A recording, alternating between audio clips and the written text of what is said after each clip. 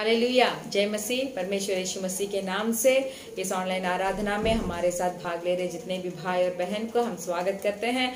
उम्मीद रखते हैं कि आप जहां कहीं भी है परमेश्वर के विश्वास में और आगे बढ़ रहे हैं, संगति में जुड़े हुए हैं। Hallelujah, hallelujah. तो चलिए आंखें बंद कर कर हम थोड़ा देर परमेश्वर की स्तुति करेंगे।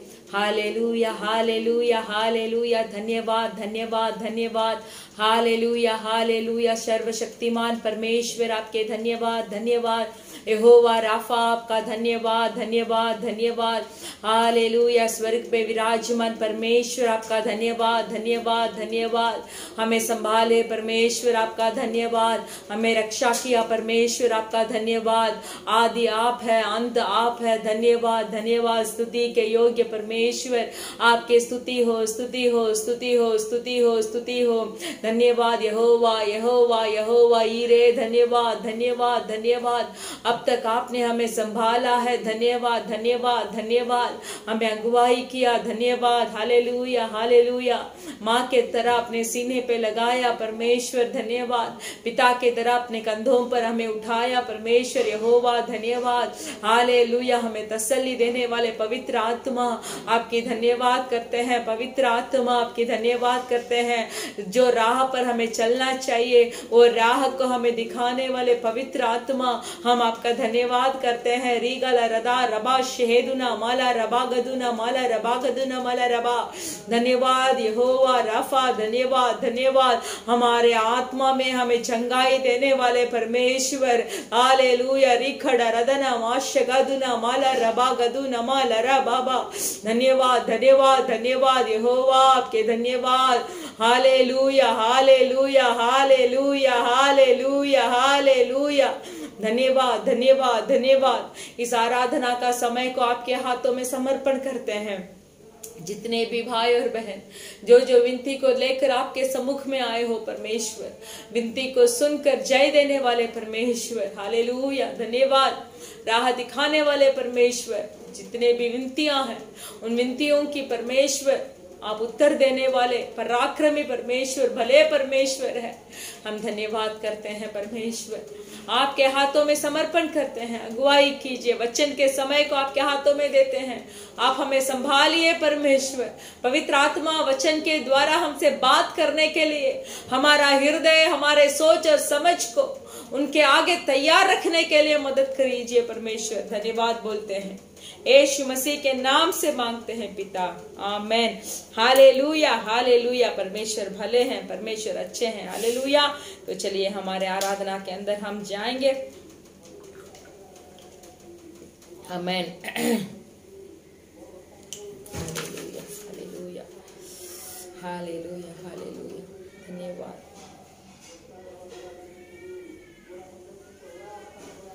यहोवा निसी, यहोवा निसी। हम सब मिलकर गाएंगे।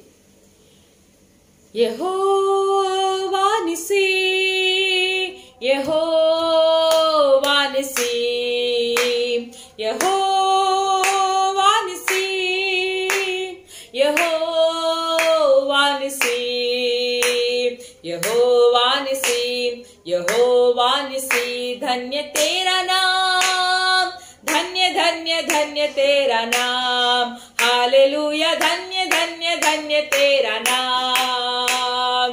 धन्य धन्य धन्य तेरा नाम। हालेलुया। धन्य धन्य धन्य तेरा नाम।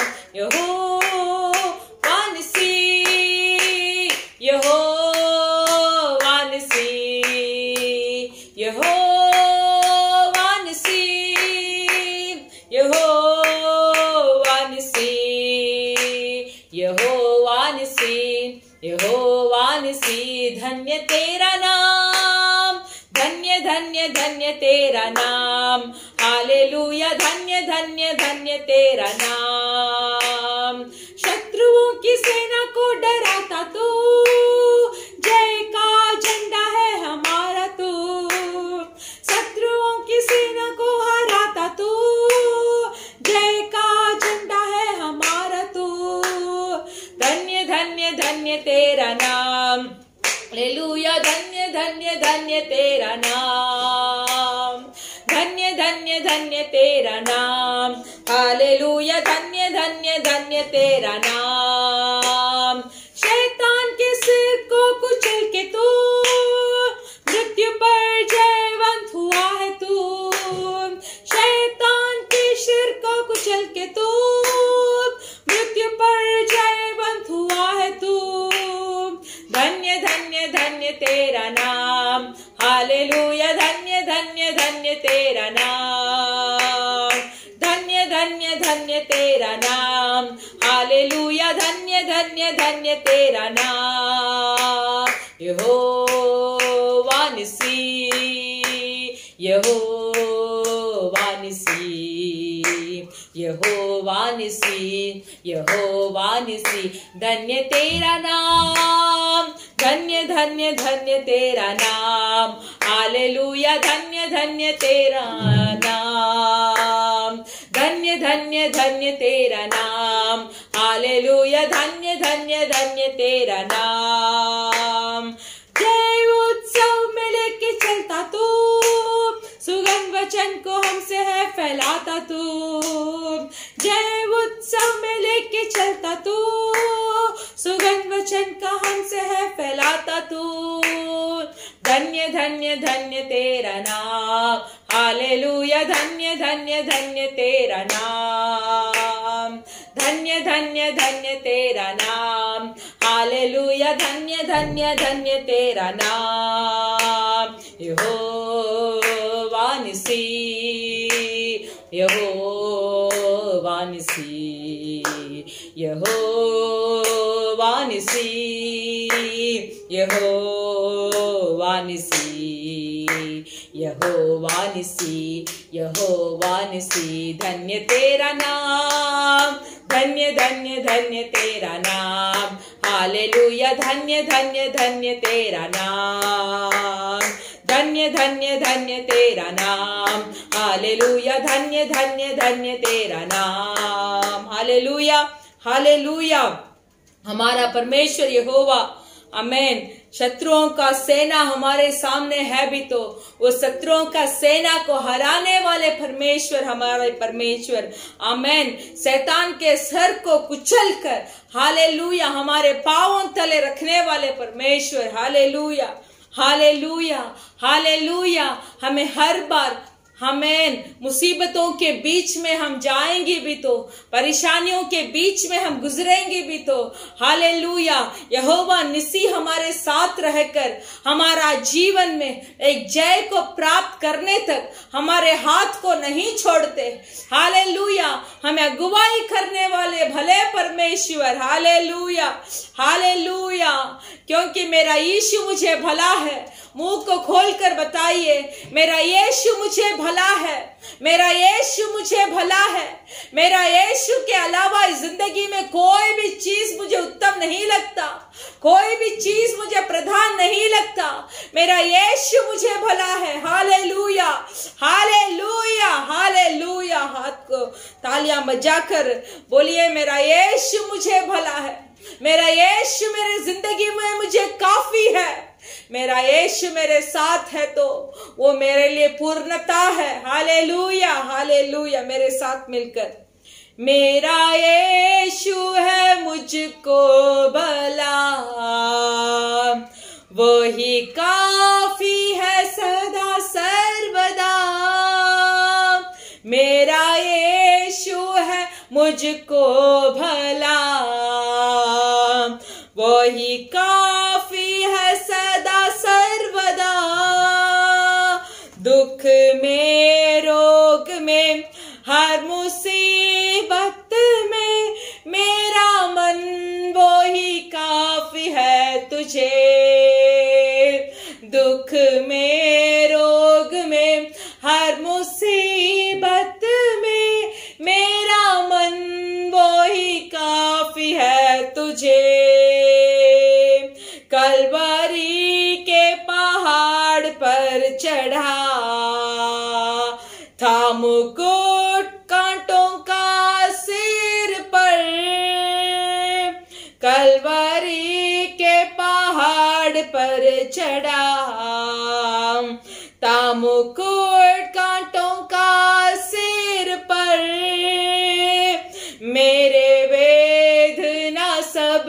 दूर करके मुझे नया जीवन प्रदान कर दिया।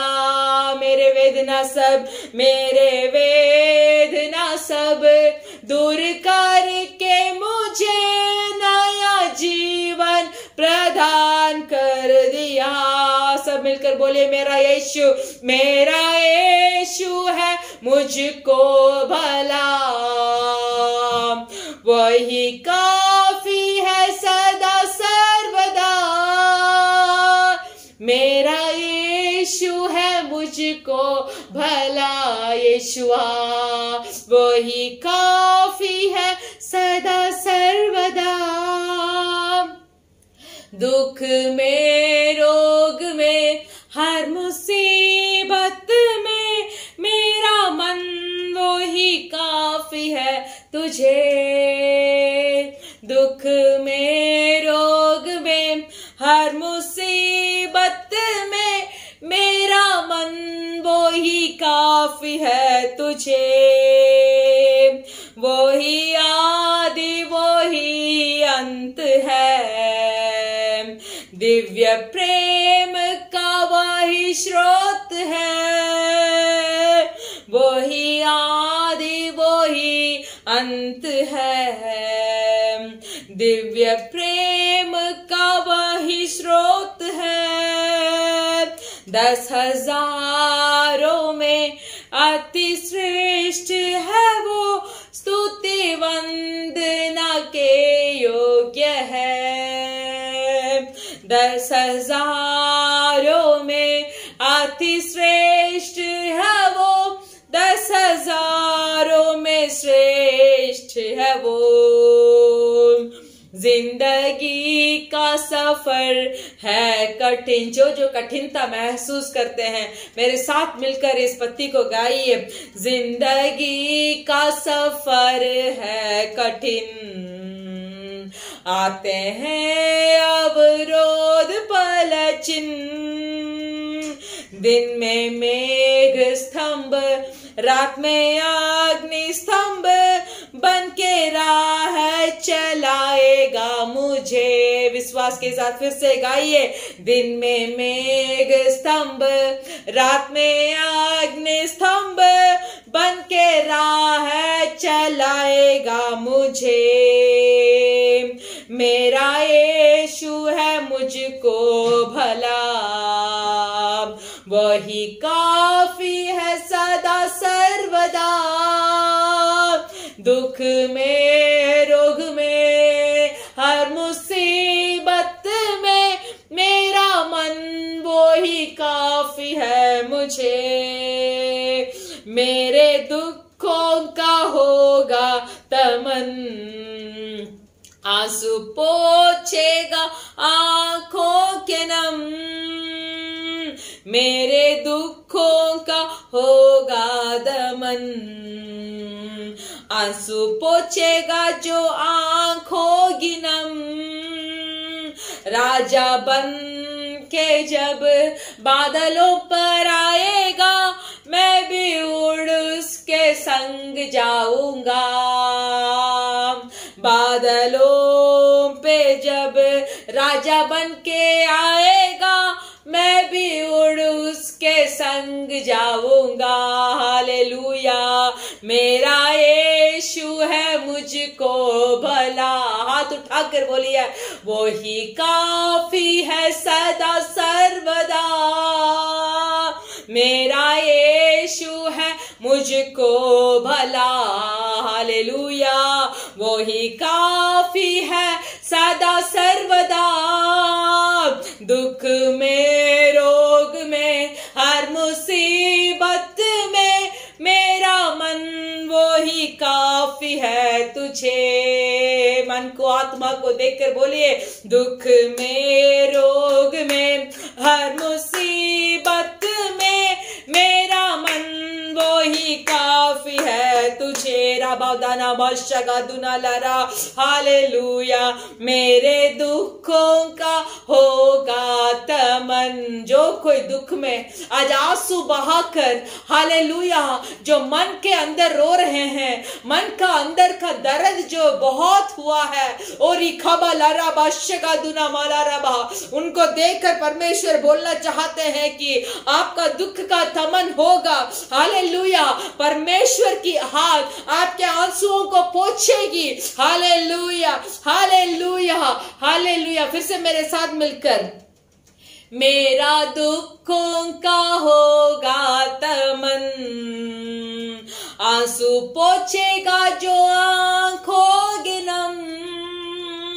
मेरा दुखों का होगा तमन, हालेलुया, आंसू पोंछेगा जो आंखों गिनम। राजा बन के जब बादलों पे आएगा, मैं भी उड़ उसके संग जाऊंगा। राजा बन के जब बादलों पर आएगा, मैं भी उड़ उसके संग जाऊंगा। मेरा यीशु है मुझको भला, वो ही काफी है सदा सर्वदा। मेरा यीशु है मुझको भला, वो ही काफी है सदा सर्वदा। दुख में आंसू में हर मुसीबत में, मेरा मन वो ही काफी है तुझे। दुख में रोग में हर मुसीबत में, मेरा मन वो ही काफी है तुझे। तालियां बजाकर हालेलुया। री बाबा बाशगा दुना माला रबा, ओला राधा नामा गाडा रबा शगा दुना माला रबा बाबा बाबा बाबा बाबा, ओरी खा बादा ना माला रबा शगा दुना माला रबा बाबा बाबा। मेरा यीशु मुझको भला है, वही मेरे लिए भला है, सिर्फ यीशु मेरे लिए भला है, यीशु मेरे लिए काफी है। कोई इस आराधना का समय में चुप नहीं रहिए, आजू बाजू में मत देखिए, अपने हृदय से बोलते रहिए, अपने होठों से बोलते रहिए, मेरे यीशु मेरे लिए भला है, मेरा यीशु मेरे लिए भला है। चाहे आप जो राह पर अभी गुजर रहे हैं, वो राह बहुत मुसीबत है, बहुत दिक्कत है, बहुत कष्ट है, बहुत परेशानी है, फिर भी ये परिस्थिति से बोलिए, मेरा यीशु मेरे लिए भला है, मेरा यीशु मेरे लिए भला है। मुंह को खोलकर हालेलुया ये शब्द को यीशु के पास बताइए, यीशु आप मेरे लिए काफी है, आप सबसे भला है। और इखाबादू ना माला रबा बाबा हालेलुया। जब दानियल को वो सिंह के गुफा में डाल दिया गया, हालेलुया, जब शाद्रक मेशक अबेदनेगो को उस जल धड़कती हुई आग में जब डाल दिया गया, उन्होंने यीशु मसीह से पूछा नहीं कि ये स्थिति क्यों मेरे जिंदगी में, और इखाबादुना माला रबा शगादुना माला रबा, उन्होंने यीशु मसीह से कुड़कुड़ाया नहीं, उन्होंने यीशु मसीह को डांटा नहीं, उन्होंने यीशु मसीह को देखकर पूछा नहीं कि मेरे जिंदगी में ये सिंह क्यों आया, मेरे जिंदगी में ये धड़कती हुई आग क्यों आई बोलकर उन्होंने पूछा नहीं, बल्कि वो परिस्थिति में भी, उस वातावरण में भी उन्होंने घुटने टेक कर यीशुआ से प्रार्थना किया। और रिखा बादाना माला रबा बाबा और रखा शगादाना माला रबा।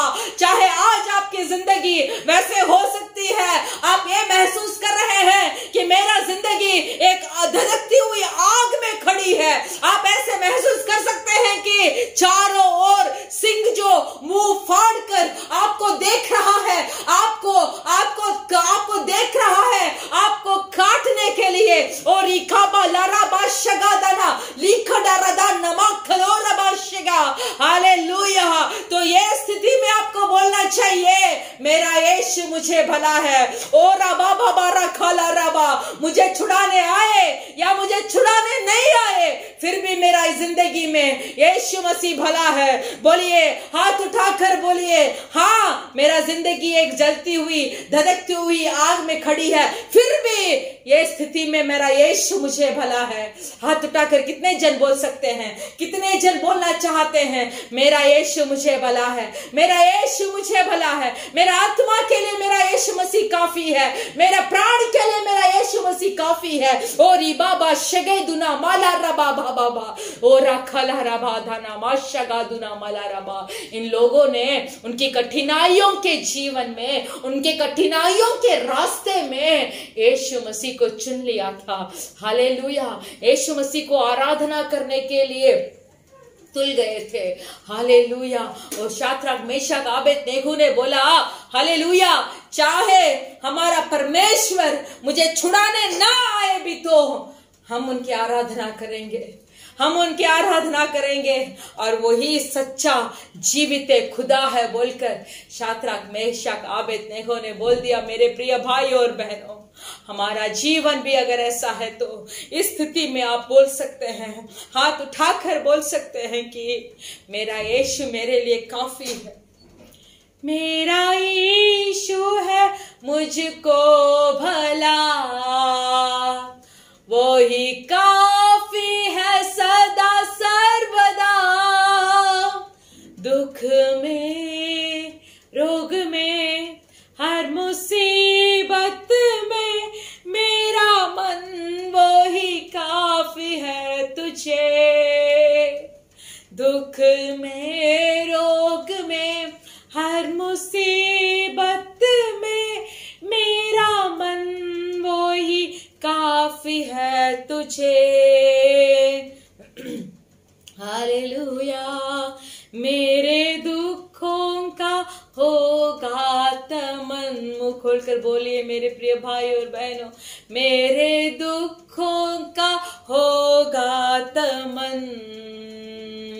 आंसू पोछेगा जो आंखों गिनम, राजा बन के जब बादलों पर आएगा, मैं भी उड़ उसके संग जाऊंगा। राजा बन के जब बादलों पर आएगा, मैं भी उड़ उसके संग जाऊंगा। हालेलुया। रिबा दाना माला रबा ओ राखा बाबा बाबा शेहेदुना माला रबा। हालेलुया, हालेलुया, हालेलुया, हालेलुया, हालेलुया। धन्यवाद, धन्यवाद, धन्यवाद, धन्यवाद यीशु, आप हमारे आदर है। हालेलुया, हालेलुया, हालेलुया।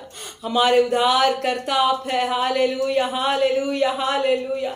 हमारे जीवन को इस अंतिम दिनों में बचाकर आपके आगमन तक हमें स्थिर रखने वाले होवा परमेश्वर। Hallelujah, hallelujah. आप पापियों को नहीं छोड़ते, आप पापियों को पवित्रता करने वाले परमेश्वर, आपके लहू के द्वारा हमें पवित्र करने वाले परमेश्वर। हालेलुया, हालेलुया। मेरे जैसे पापी को, मेरे जैसे रोगी को, मेरे जैसे निर्धन को, मेरे जैसे बेघर को तूने गले से लगाया, कितना प्यार किया तूने गले से लगाया, कितना प्यार किया। मेरे जैसे पापी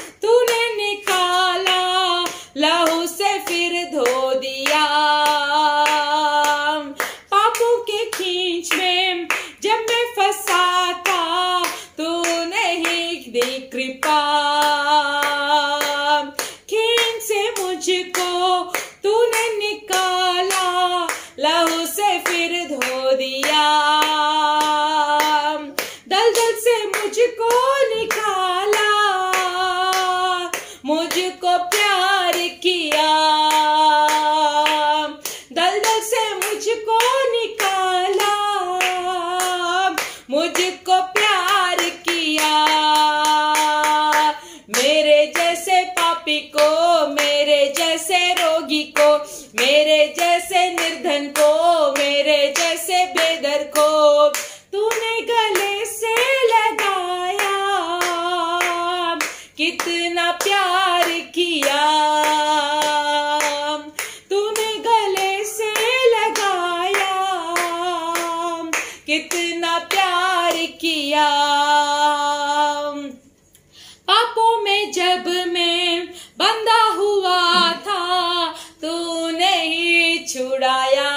परमेश्वर बेटा बनाया मुझको अपना, मुझको सहारा दिया। पापों में जब मैं बंधा हुआ था, तूने ही छुड़ाया। सब मिलकर बेटा बनाया, बेटा बनाया मुझको अपना, मुझको सहारा दिया। जीवन का मार्ग दिखाया, सच्चा प्यार किया। जीवन का मार्ग दिखाया, सच्चा प्यार किया। मेरे जैसे पापी को, मेरे जैसे रोगी को, मेरे जैसे निर्धन को, मेरे जैसे बेघर को तूने गले से लगाया। कितना प्यार किया, तूने गले से लगाया। कितना प्यार किया। मेरे साथ फिर से बोलिए। पापों में जब मैं बंधा हुआ था, तूने ही छुड़ाया।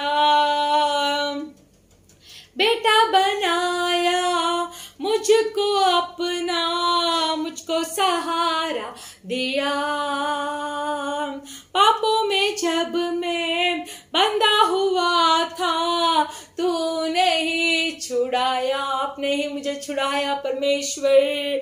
बेटा बनाया मुझको अपना, मुझको सहारा दिया।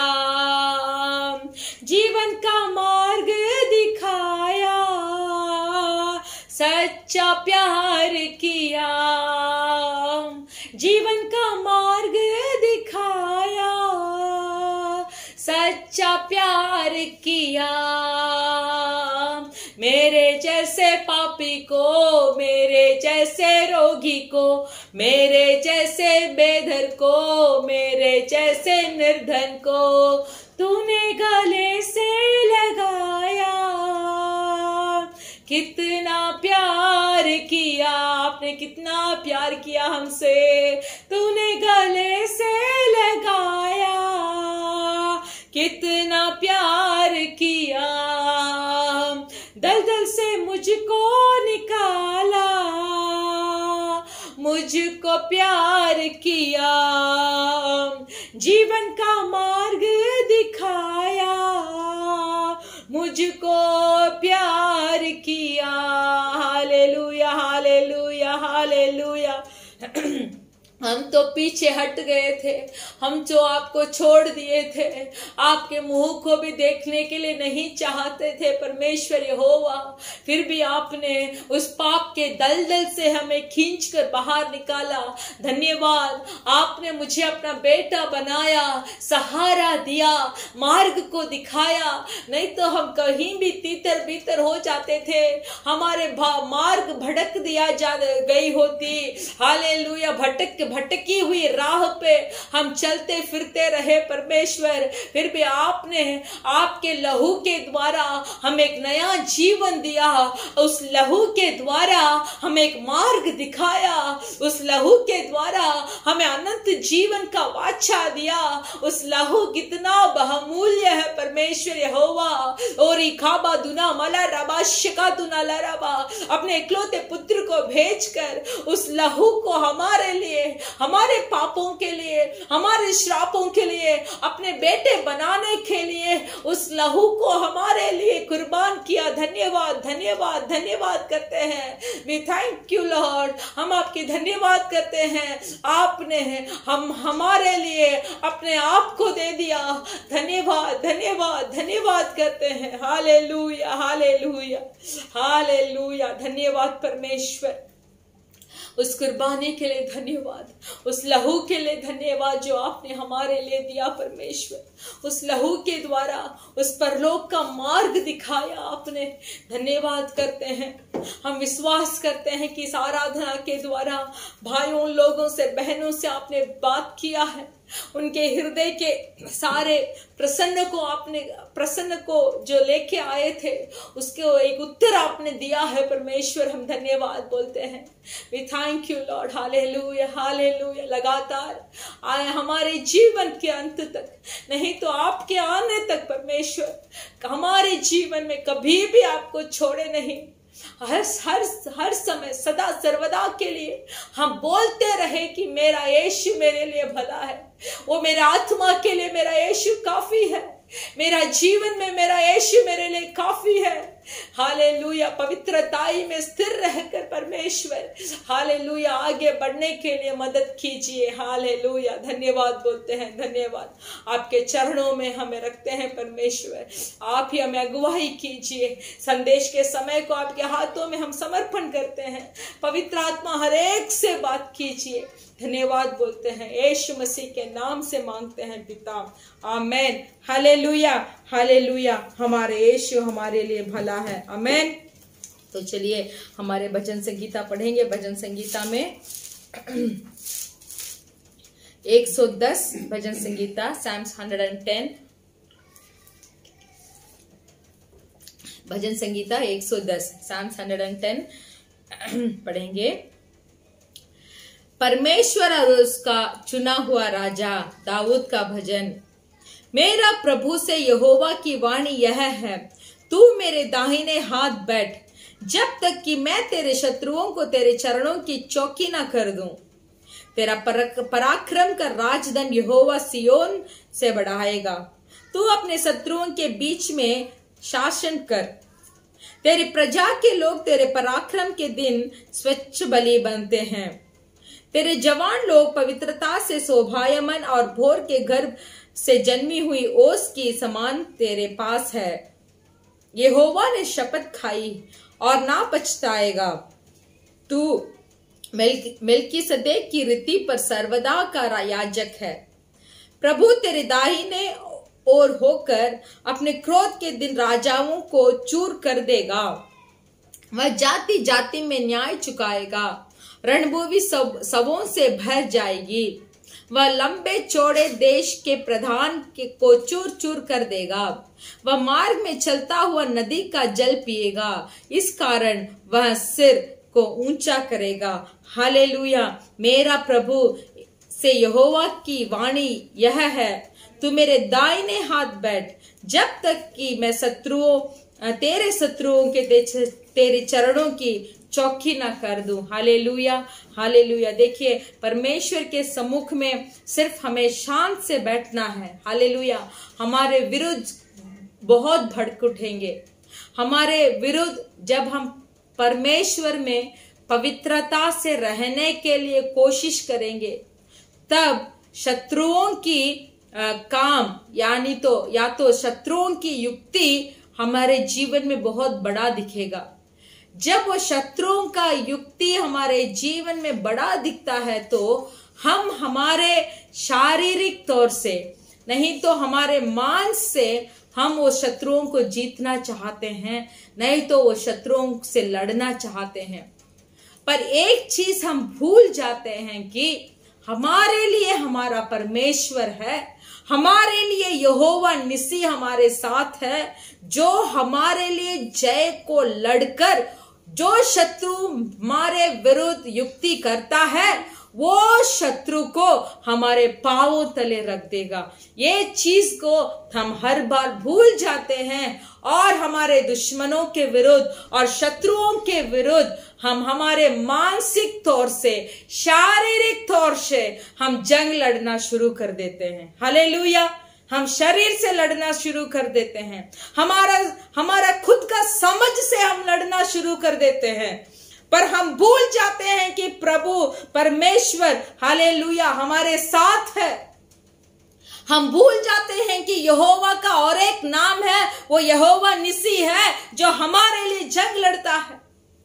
हम भूल जाते हैं, सिर्फ हमारे मनुष्य की रूप से हम लड़ना शुरू करते हैं, जहां हम हार जाते हैं। मेरे प्रिय भाई और बहनों, ये वचन हमारे लिए है कि हम परमेश्वर के हाथों से शांत बैठेंगे, चाहे हमारे शत्रु जितना भी हंगामा मचाने दीजिए, फिर एक दिन आएगा वो शत्रुओं को परमेश्वर हमारे पांवों तले रखेंगे। आमीन, हालेलुया।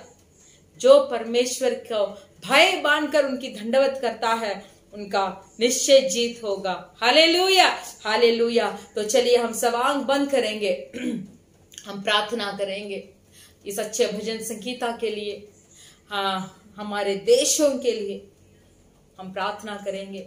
धन्यवाद यीशु मसीह, मेल्कीशेदेक के रूप में आप याजक बने हैं, हम धन्यवाद करते हैं। तू मेल्कीशेदेक की रीति पर सर्वदा का याजक है। हालेलुया, हम आपकी स्तुति करते हैं। आज से हम हमारे शत्रुओं के विरुद्ध जंग हमारे मनुष्यत्व से हम नहीं लड़ेंगे, हमारे शरीर से नहीं लड़ेंगे, फिर भी हम ये विश्वास करते हैं कि हम आपके हाथों पे हम शांत से बैठेंगे, हमारे लिए आप जंग लड़ेंगे और हम जीत प्राप्त करेंगे। हालेलुया। हमारे देशों को आपके हाथ में हम रखते हैं, विशेष कर हमारे इंडिया देश के लिए हम प्रार्थना करते हैं, जहां एक तरफ महामारी बहुत हो रहा है, एक तरफ बारिश से बाढ़ आ रही है, एक तरफ भूकंप हो रही है। परमेश्वर, ये सब आपके आगमन का चिन्ह है परमेश्वर, फिर भी मनुष्यों के उद्धार के लिए हम प्रार्थना करते हैं, मनुष्य के उद्धार के लिए हम प्रार्थना करते हैं परमेश्वर। उन्हें इंडिया देश के लोग यीशु मसीह जिंदा खुदा है, सच्चा खुदा है बोलकर जानकारी होने के लिए हम प्रार्थना करते हैं। सिर्फ इंडिया देश ही नहीं, हमारे देश के चारों ओर जितने भी देश है, नेपाल है, पाकिस्तान है, श्रीलंका है, चीना देश है, हालेलुया, बांग्लादेश है, हालेलुया, इतने देशों के उद्धार के लिए हम प्रार्थना करते हैं। इस कतार देश के लिए, कतार देश के राजाओं के लिए हम प्रार्थना करते हैं परमेश्वर। इस महामारी से जल्दी ही जल्दी देश के लोगों में एक छुटकारा दीजिए। वही नहीं, पृथ्वी के सारे लोग यीशु मसीह जिंदा खुदा है, वो जल्दी ही आने वाले हैं बोलकर एक जानकारी होने के लिए हम प्रार्थना करते हैं। आप ही अगुवाई कीजिए, आप ही अगुवाई कीजिए, यीशु मसीह के नाम से मांगते हैं पिता, आमेन, हालेलुया। हमारे कलीसिया का सूचना यह है कि हमारा कलीसिया हर शुक्रवार के दिन शाम को 4 बजे से 6 बजे तक ऑनलाइन में हो रहा है। आप आपके दोस्तों के साथ सुबह से लेकर तैयारी हो जाइए, फिर प्रार्थना के साथ आकर हमारे इस आराधना में भाग लीजिए। हम जरूर विश्वास करते हैं कि पवित्र आत्मा आराधना के द्वारा आपसे बात करते हैं, संदेश के द्वारा आपसे बात करते हैं और प्रतिदिन आपका जीवन में एक बदलाव हो रहा है। हालेलुया। तो परमेश्वर आपको आशीष करेंगे। चलिए हमारे संदेश की ओर हम ध्यान करेंगे। ஹல்லேலூயா हालेलुया। ஆண்டவரே இயேசு கிறிஸ்து நாமத்தினால உங்களை ஒவ்வொருவரையும் வாழ்த்துக் கொள்கிறோம்। परमेश्वर यीशु मसीह के नाम से हर एक को हम स्वागत करते हैं। தொடர்ந்து இன்னும் அதிகமாக நீங்கள் ஜெபித்துக் கொள்ளும்படியாக கேட்டுக்கொள்கிறோம்। लगातार आप ज्यादा से ज्यादा तक प्रार्थना करने के लिए हम मांगते हैं। வரக்கூடிய நாட்கள்ல आने वाले समय में भी சபைகள் திறக்கப்படும்படியாக, जल्दी ही हमारे कलीसिया खोलने के लिए, நாம் எல்லாம் ஒன்று கூடி தேவனை ஆராதிக்கும்படியாக, हम सब मिलकर परमेश्वर की आराधना करने के लिए நாட்கள் அதிகமாக ஜெபித்துக் கொள்ளுங்கள்। इन दिनों में अच्छा से प्रार्थना कीजिए। கர்த்தர் உங்களை ஆசீர்வதிப்பாராக। परमेश्वर आपको आशीष करेंगे। இந்த நாளும் வேத வார்த்தைக்கு நேராக நாம் கடந்து செல்லலாம்। आज के दिन भी हम हमारे वचन की ओर हम ध्यान करेंगे।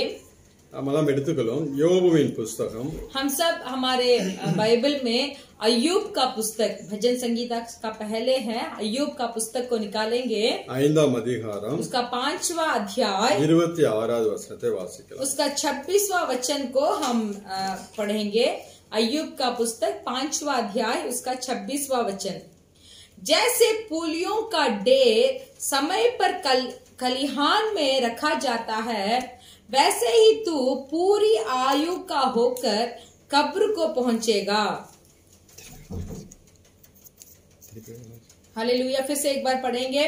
जैसे पूलियों का डेर समय पर खलिहान में रखा जाता है वैसे ही तू पूरी आयु का होकर कब्र को पहुंचेगा। Hallelujah hallelujah. அருமையான ஒரு வேத வசனத்தை வாசிக்க கேட்டோம்। एक अच्छा वचन को पढ़ते हुए हमने सुना।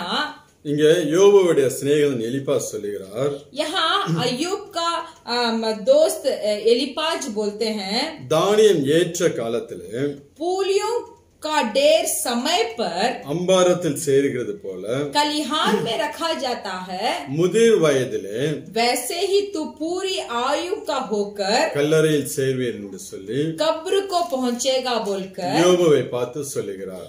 अय्यूब को देखकर एलिपज बोलता है। யோபுவுடைய காரியம் நமக்கு நன்றாக அறிந்த காரியங்கள் தான்। अय्यूब के बारे में हमें अच्छा से मालूम है। யோபுவின் மேல் பிசாசு கவனம் வைக்கிறான்। अय्यूब के ऊपर शैतान ने अपना नजर को डाला அவனை சோதிக்கும்படியாக उसको परीक्षा रखने के लिए அவனுடைய உத்தமத்தை சோதிக்கும்படியாக अय्यूब का उत्तमता को परीक्षा करने के लिए அங்க கர்த்தரிடத்துல பிசாசு போய் பர்மிஷன் கேட்கிறான்। वहां जाकर प्रभु के पास शैतान ने आज्ञा माना கர்த்தரும் அதுக்கு பர்மிஷன் கொடுக்கிறார்। प्रभु भी उसके लिए उत्तर दे दिए। அப்படியாக அவனுடைய வாழ்க்கையில ஒவ்வொன்றாக இழக்க ஆரம்பித்தான்। சொத்து தன்னுடைய ஐஸ்வர்யம் எல்லாவற்றையும் இழந்தான்। तो ऐसे अय्यूब ने अपने जीवन में एक एक चीज को संपत्ति को खोया। தன்னுடைய பிள்ளைகள் எல்லாம் இழந்தான்। अपने अय्यूब के सारे बाल बच्चे मर चुके थे। இன்னும் அவனிடத்தில் இருக்கக்கூடிய எல்லா மிருக ஜீவன்கள் எல்லாம் அழிந்து போனது। और भी अय्यूब के पास जितने भी जानवर थे वो भी मर चुके थे। அப்படியேப்பட்ட காலகட்டத்தில் तो ये स्थिति में 3ஆம் அதிகாரத்தை நாம் வாசித்தோம் என்றால் 3रा अध्याय में अय्यूब के पुस्तक में अगर हम पढ़ेंगे तो தன் பிறந்த நாளை குறித்து வியாகுலப்படுகிறார்। अपने जन्मदिन के बारे में अय्यूब बहुत दुख उठाते हैं। நான் பிறக்காமல் இருந்தால் நலமாயிருக்கும் என்று சொல்லி தன் வியாகுலத்தை வெளிப்படுத்தக்கூடியவராக இருக்கிறார்। अय्यूब ऐसे बोलने लगे कि अगर मैं जन्मा ना होता तो अच्छा होता बोलकर अपने मन के व्याकुल को बताते हैं। அப்படி சொல்லிக் கொண்டிருக்கும் போதுதான் ऐसे बोलते समय அங்கே யோபு சொல்லக்கூடிய வார்த்தை 3ஆம் அதிகாரம் 20, 21, 22 வசனங்களை வாசிக்கலாம்। तो देखिए तो हम अय्यूब का पुस्तक का 3रा अध्याय 21, 22 और 23 को हम पढ़ेंगे। तू मृत्यु की बाट जोते हैं पर वह आती नहीं और गड़े हुए धन से अधिक उसकी खोज करते हैं। वे कब्र को पहुंचकर आनंदित और अत्यंत मगन होते हैं।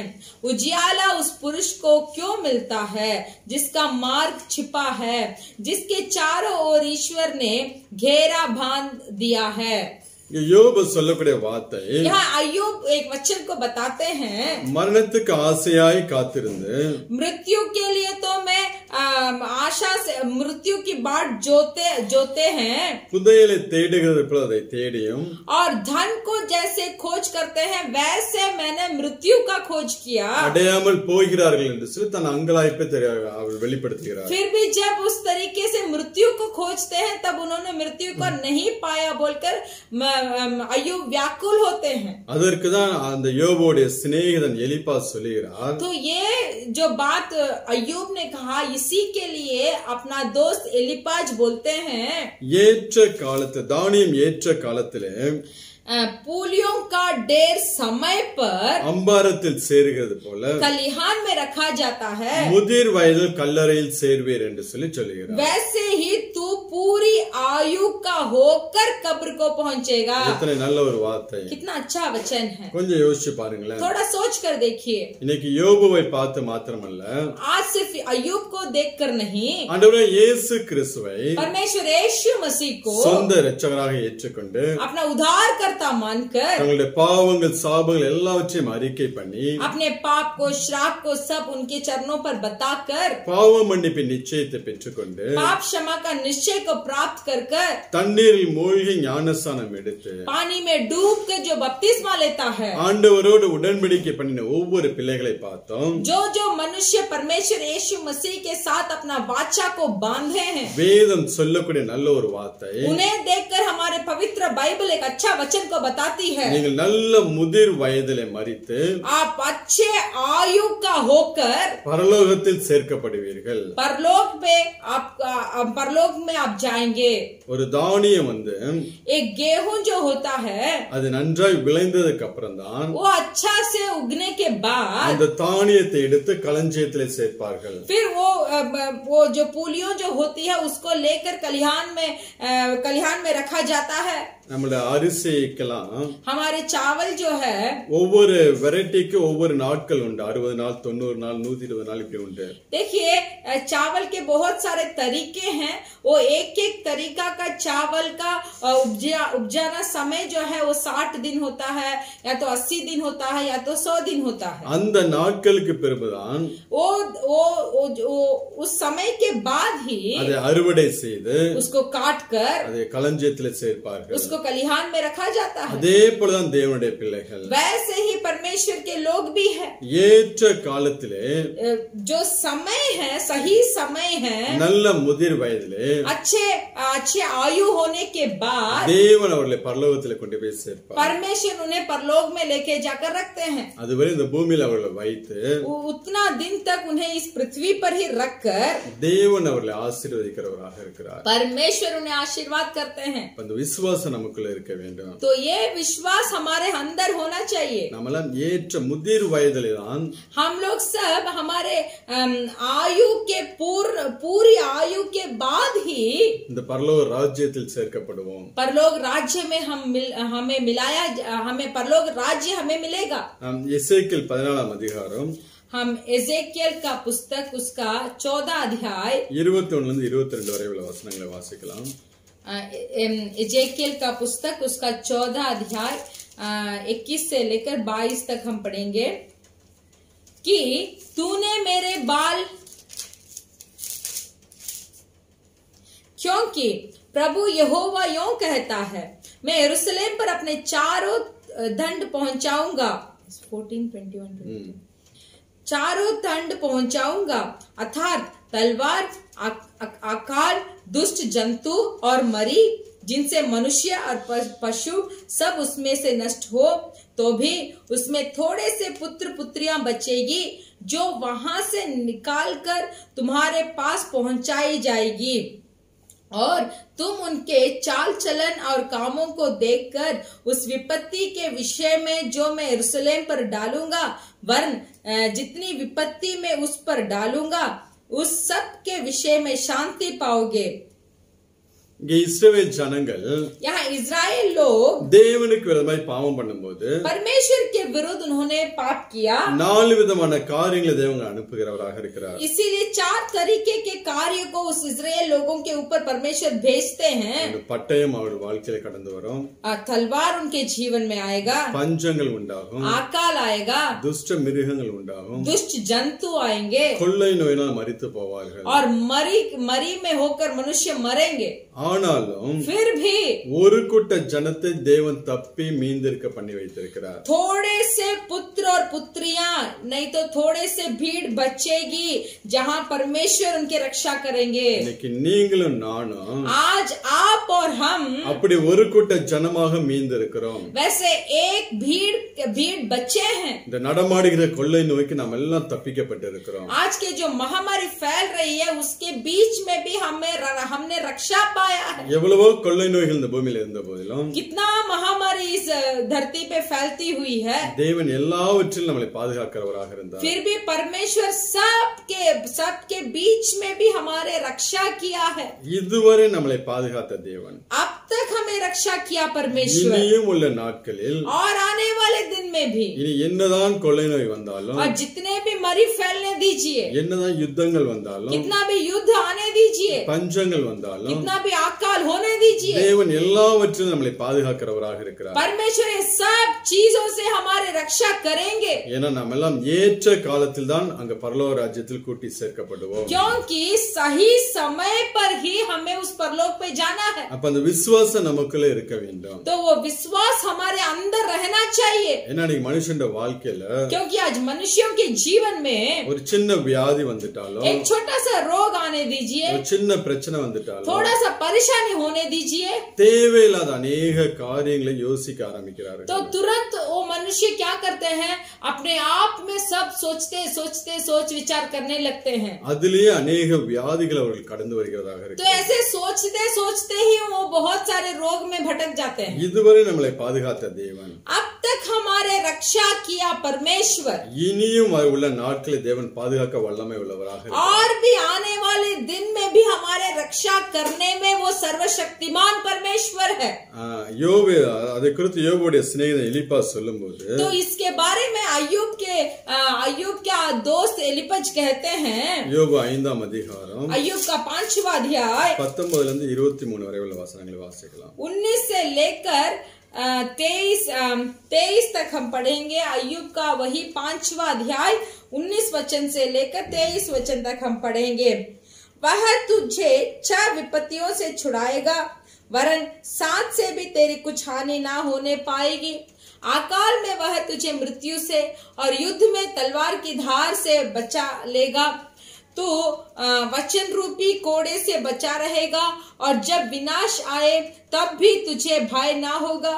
तू विनाश और अकाल के दिनों में हंसमुख रहेगा, और तुझे बने जंतुओं से डर ना लगेगा. वरन मैदान के पत्थर भी तुझसे वाचा बांधे रहेगा, और वन पशु तुझसे मेल रखेंगे. Hallelujah, hallelujah. இப்படிப்பட்ட காரியங்கள் எதுவும் நம்மளோட வாழ்க்கையில் இல்லாதபடிக்கு, तो देखिए ये जो वचन हमने पढ़ा था, इस वचन में जितने भी कार्य बताए गए हैं, ये कार्य हमारे जीवन में नहीं होगी, நம்மளோட வாழ்க்கையில நடக்காதபடிக்கு, ये सब चीजें हमारे जीवन में नहीं होगी. தேவன் நம்மளை பாதுகாக்கிறவராக இருக்கிறார். ऐसे परमेश्वर हमें रक्षा करेंगे. அந்த விசுவாசம் நமக்குள்ள இருக்க வேண்டும். तो वो विश्वास हमारे अंदर रहना चाहिए. நம்ம ஒவ்வொரு பிள்ளைகளும் हम हर लोग நல்ல முதிர் வயதிலே अच्छा से हमारा आयु पूर्ण होकर நாம் பரலோகத்திலே சேர்க்கப்படுவோம். हम परलोक में मिलवा दिए जाएंगे. இப்ப முதிர்ச்சி என்றால் तो आयु का मतलब ரெண்டு விதமான காரியங்கள் நாம் பார்க்கலாம். देखिए पूर्णता का मतलब 2 तरीके से होता है. ஒன்னு சரீரத்துல நல்ல ஒரு முதிர்ச்சி அடைந்து, देखिए एक है हम शरीर में अच्छा से पूर्णता प्राप्त करते हैं, நம்முடைய ஆவிக்கிற வாழ்க்கையில ஒரு முதிர்ச்சி அடைஞ்சு, और हमारे आत्मा भी एक परिपूर्णता को प्राप्त करते हैं. பரலோகத்துல கூட்டி சேர்க்கப்படுகிறது. उसके बाद हम परलोक में मिलवा दिया जाते हैं. இரண்டாவதாக दूसरा, ஒரு ஆவிக்கிற வாழ்க்கையில நல்ல முதிர்ச்சி வரும்போது, हमारे आत्मिक जीवन में एक अच्छा पूर्णता आते समय தேவன் அவர்களை பரலோக ராஜ்யத்துக்கு கூட்டி சேர்க்கிறவராக இருக்கிறார். परमेश्वर उन्हें परलोक राज्य में लेके जाएंगे. நீங்கள் வேதத்துல பழைய ஏற்பாட்டிலும் புதிய ஏற்பாட்டிலும் आप हमारे बाइबल में नया नियम और पुराना नियम में அநேகருடைய மரணத்தை குறித்து வேதம் சொல்லுகிறது. बहुत लोगों की मृत्यु के बारे में हमारा पवित्र बाइबल बोला है. நல்ல பூரண ஆயுசிலே மரித்தார்கள் என்று சொல்லி बोला गया है कि वो लोग अच्छा पूर्ण आयु में वो लोग मरे. நாம் வாசிக்கலாம். हम पढ़ेंगे ஆதியாகமம் उत्पत्ति का पुस्तक 25ஆம் அதிகாரம் 7-8 वचनங்களை उसका வாசிக்கலாம். 25वां अध्याय का 7 और 8 हम पढ़ेंगे. उत्पत्ति का पुस्तक 25वां अध्याय 7 और 8 पढ़ेंगे. अब्राहम की सारी आयु 175 वर्ष की हुई. अब्राहम की दीर्घायु होने के कारण अर्थात पूरे बुढ़ापे के अवस्था में प्राण छूट गया, और वह अपने लोगों में जा मिला. हालेलुया. हालेलुया. ஆபிரகாமை குறித்து अब्राहम के बारे में 8வது வசனத்திலே 8वां वचन में நல்ல நரை வயதிலும் दीर्घायु होने के कारण முதிர்ந்த பூரண ஆயுசிலும் अर्थात पूरे बुढ़ापे की अवस्था में பிராணன் போய் மரித்து प्राण छूट गया। நல்ல அவர் ஆவிக்குரிய வாழ்க்கையில ஒரு முதிர்ச்சி। देखिए यहाँ अपने आत्मिक जीवन में भी एक पूर्णता, சரீர வளர்ச்சியிலும் சரீரத்தில் நல்ல ஒரு முதிர்ச்சி அடைந்து और शारीरिक तौर में भी एक अच्छा पूर्णता प्राप्त किया, மரிக்கிறவராக இருந்தார்। तो वो वहाँ मरे। அதே போல தாவீது வாழ்க்கையை பார்த்தோம் என்றால் वैसे ही दाऊद के जीवन को देखिए। 1 நாளாகமம் पहला इतिहास का पुस्तक 29வது அதிகாரம் पहला इतिहास का पुस्तक उसका 29 अध्याय 28வது வசனத்தை வாசிக்கலாம்। पहले इतिहास का पुस्तक 29 अध्याय का 28 वचन को हम पढ़ेंगे। वह पूरे बुढ़ापे की अवस्था में दीर्घायु होकर और धन और वैभव मनमाना भोग कर मर गया, और उसका पुत्र सुलेमान उसके स्थान पर राजा हुआ। இங்க தாவீதை குறித்து சொல்லும்போது यहाँ दाऊद के बारे में बताया गया है, தீர்க்காயுசும் वो दीर्घायु में होकर ஐஸ்வர்யமும் और धन और वैभव मनमाना भोग कर மகிமை உள்ளவனாய் और वैभव मनमाना भोग कर நல்ல முதிர் வயதிலே மரணம் அடைந்தான்। अच्छा दीर्घायु में वो मर गया। ஒரு சில பரிசுத்தவான்ட வாழ்க்கையை பார்க்கும்போது एक एक पवित्र लोग के जीवन को अगर आप देखेंगे, நல்ல முதிர் வயதில மரிக்கிறவர்களாக இருந்தார்கள்। वो लोग अच्छे पूर्ण आयु होकर ही मरते हैं। அது நீங்கள் புதிய ஏற்பாட்டில் ஆண்டவரே இயேசு கிறிஸ்து பேதுருவை குறித்து சொல்லும்போது तो देखिए यहाँ पतरस के बारे में नया नियम में यीशु मसीह बोलते हैं। வாசிக்கலாம்। யோவான் 21ஆம் அதிகாரத்தை எடுத்துக்கொள்வோம்। हम पढ़ेंगे नया नियम में यूहन्ना का पुस्तक का 21वां अध्याय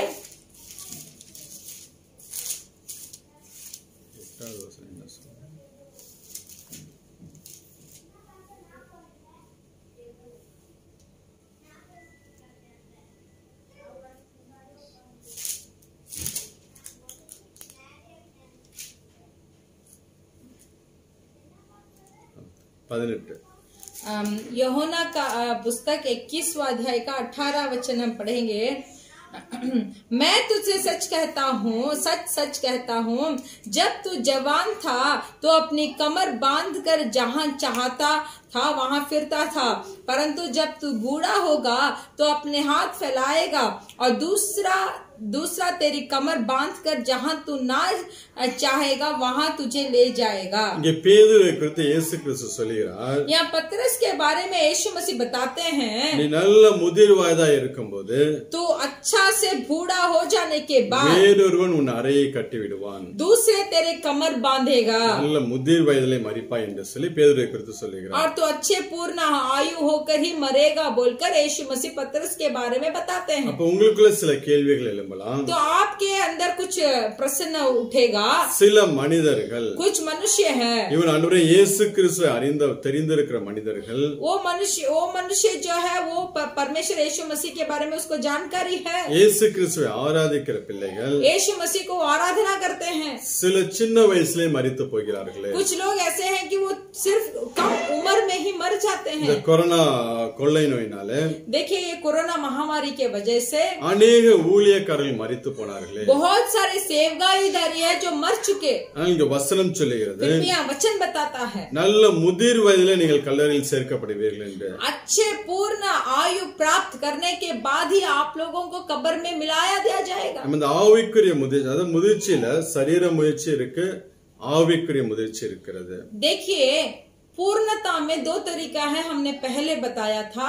एक पूर्णता है शरीर के रूप में, दूसरा पूर्णता है आत्मिक रूप में। நாம் பார்த்த 3 நபர்களும் हमने 3 मनुष्य के बारे में आज हमने देखा, சரீரத்திலும் शरीर में ஆவிக்குரிய வாழ்க்கையிலும் और आत्मिक जीवन நல்ல में முதிர்ச்சி அடைந்து மரித்தவர்கள்। ये लोग दोनों चीज में ही एक परिपूर्णता को पा चुके थे। ஆனா அதே நேரத்துல फिर भी वही समय में ஆவிக்குரிய வாழ்க்கையில நல்ல முதிர்ச்சி அடைந்த மனிதர்கள், जो मनुष्य अपने आत्मिक जीवन में एक परिपूर्णता को प्राप्त किया हो, தேவன் அவர்களை முன்கூட்டியே எடுத்துக்கொள்கிறவராக तो இருக்கிறார். उनको परमेश्वर पहले ही अपने सम्मुख में ले लेंगे. நான் வாசிக்கலாம் ஆதியாகமம் हम पढ़ेंगे उत्पत्ति का पुस्तक का 5वां अध्याय 24வது வசனம். उसका 24वां वचन को हम पढ़ेंगे.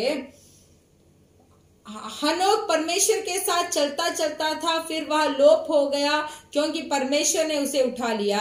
அங்க ஏனோக்கு தேவனோடு சஞ்சரித்துக் கொண்டிருக்கும் போது यहाँ पर हनोक जब परमेश्वर के साथ साथ चलता था, தேவன் அவனை எடுத்துக்கொண்டார். परमेश्वर ने उसे उठा लिया. அந்த நாட்கள்ல பார்த்தோம் என்றால் उन दिनों में देखेंगे तो 600 வருஷம் 800 வருஷம் 900 வருஷம் வாழ்ந்த மனிதர்கள் இருந்தார்கள்.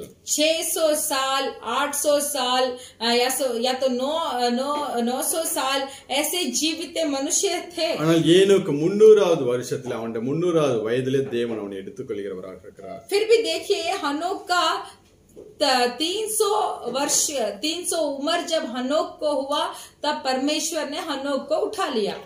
அப்ப இந்த ஆவிக்குரிய வாழ்க்கையில ஒரு முதிர்ச்சி வரும்போது देखिए जब आत्मिक जीवन में एक परिपूर्णता को हम पाते हैं, தேவன் அவர்களை எடுத்துக்கொள்கிறவராக இருக்கிறார். परमेश्वर उन्हें अपने सम्मुख में ले लेंगे. என்ன நீங்க வாசம் என்றால் और भी जब आप पढ़ेंगे அப்போஸ்தலர் 6ஆம் அதிகாரம் प्रेरितों का पुस्तक का 6वां अध्याय 8வது वचனத்தை வாசிக்கலாம். और 8वां वचन को हम पढ़ेंगे. प्रेरितों का पुस्तक 6वां अध्याय उसका 8वां वचन.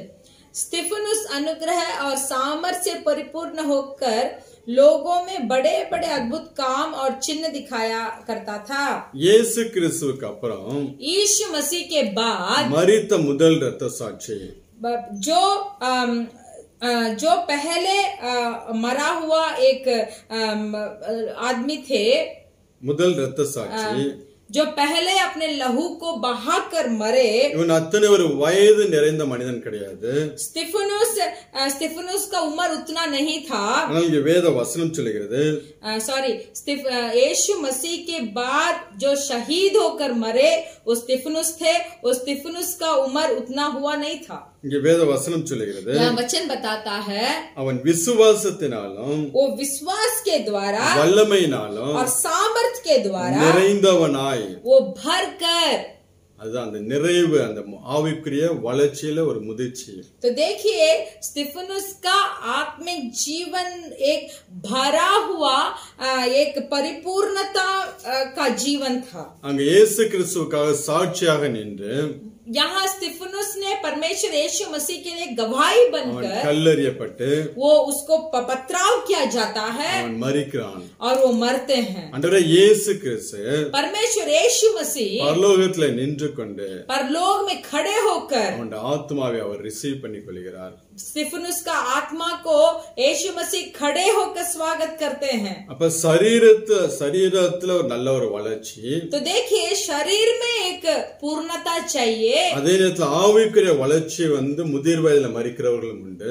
फिर भी आत्मा में परिपूर्णता पाकर मरने वाले पूर्ण आयु होकर भी मरते हैं. அதே நேரத்துல वही समय ஆவிக்குரிய வாழ்க்கை நல்ல ஒரு முதிர்ச்சி வரும்போது अगर आत्मिक रीति में आत्मा एक परिपूर्णता में पहुंच जाता है தேவன் அவர்களை பரலோகத்திலே சேர்த்துக் கொள்கிறார். तो परमेश्वर उन्हें अपने परलोक में मिला लेते हैं. இப்ப ஆவிக்குரிய முதிர்ச்சினா देखिए आत्मिक परिपूर्णता का मतलब ये है, உங்களுக்கு ஒரே ஒரு காரியத்தை நான் சொல்லிக் கொடுக்கிறேன். मैं आपको सिर्फ एक काम को सिखाता हूँ. அநேக காரியங்கள் அதுல உண்டு. बहुत सारे काम उसमें हैं. அப்போஸ்தலன் பவுலுடைய வாழ்க்கையில பார்த்தோம் என்றால் प्रेरित पौलुस की जिंदगी में अगर आप देखेंगे அவன் சொல்லக்கூடிய நல்ல ஒரு வார்த்தை वो एक अच्छा वचन को बताते हैं. பிலிப்பியர் 1ஆம் அதிகாரத்திலே फिलिपियों का पुस्तक का पहला अध्याय 20 இருந்து 24 வரை உள்ள வசனங்களை வாசிக்கலாம். 20 से 24 तक हम पढ़ेंगे.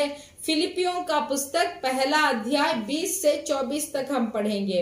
मैं तो यही हार्दिक लालच और आशा रखता हूँ कि मैं किसी बात में लज्जित ना हो, पर जैसे मेरे प्रबल साहस के कारण मसीह की बढ़ाई मेरी देह के द्वारा सदा होती रही है, वैसे ही अब भी हो, चाहे मैं जीवित रहूं या मर जाऊं, क्योंकि मेरे लिए जीवित रहना मसीह है और मर जाना लाभ है।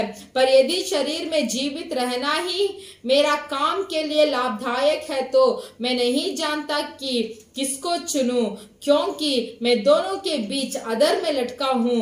जी तो चाहता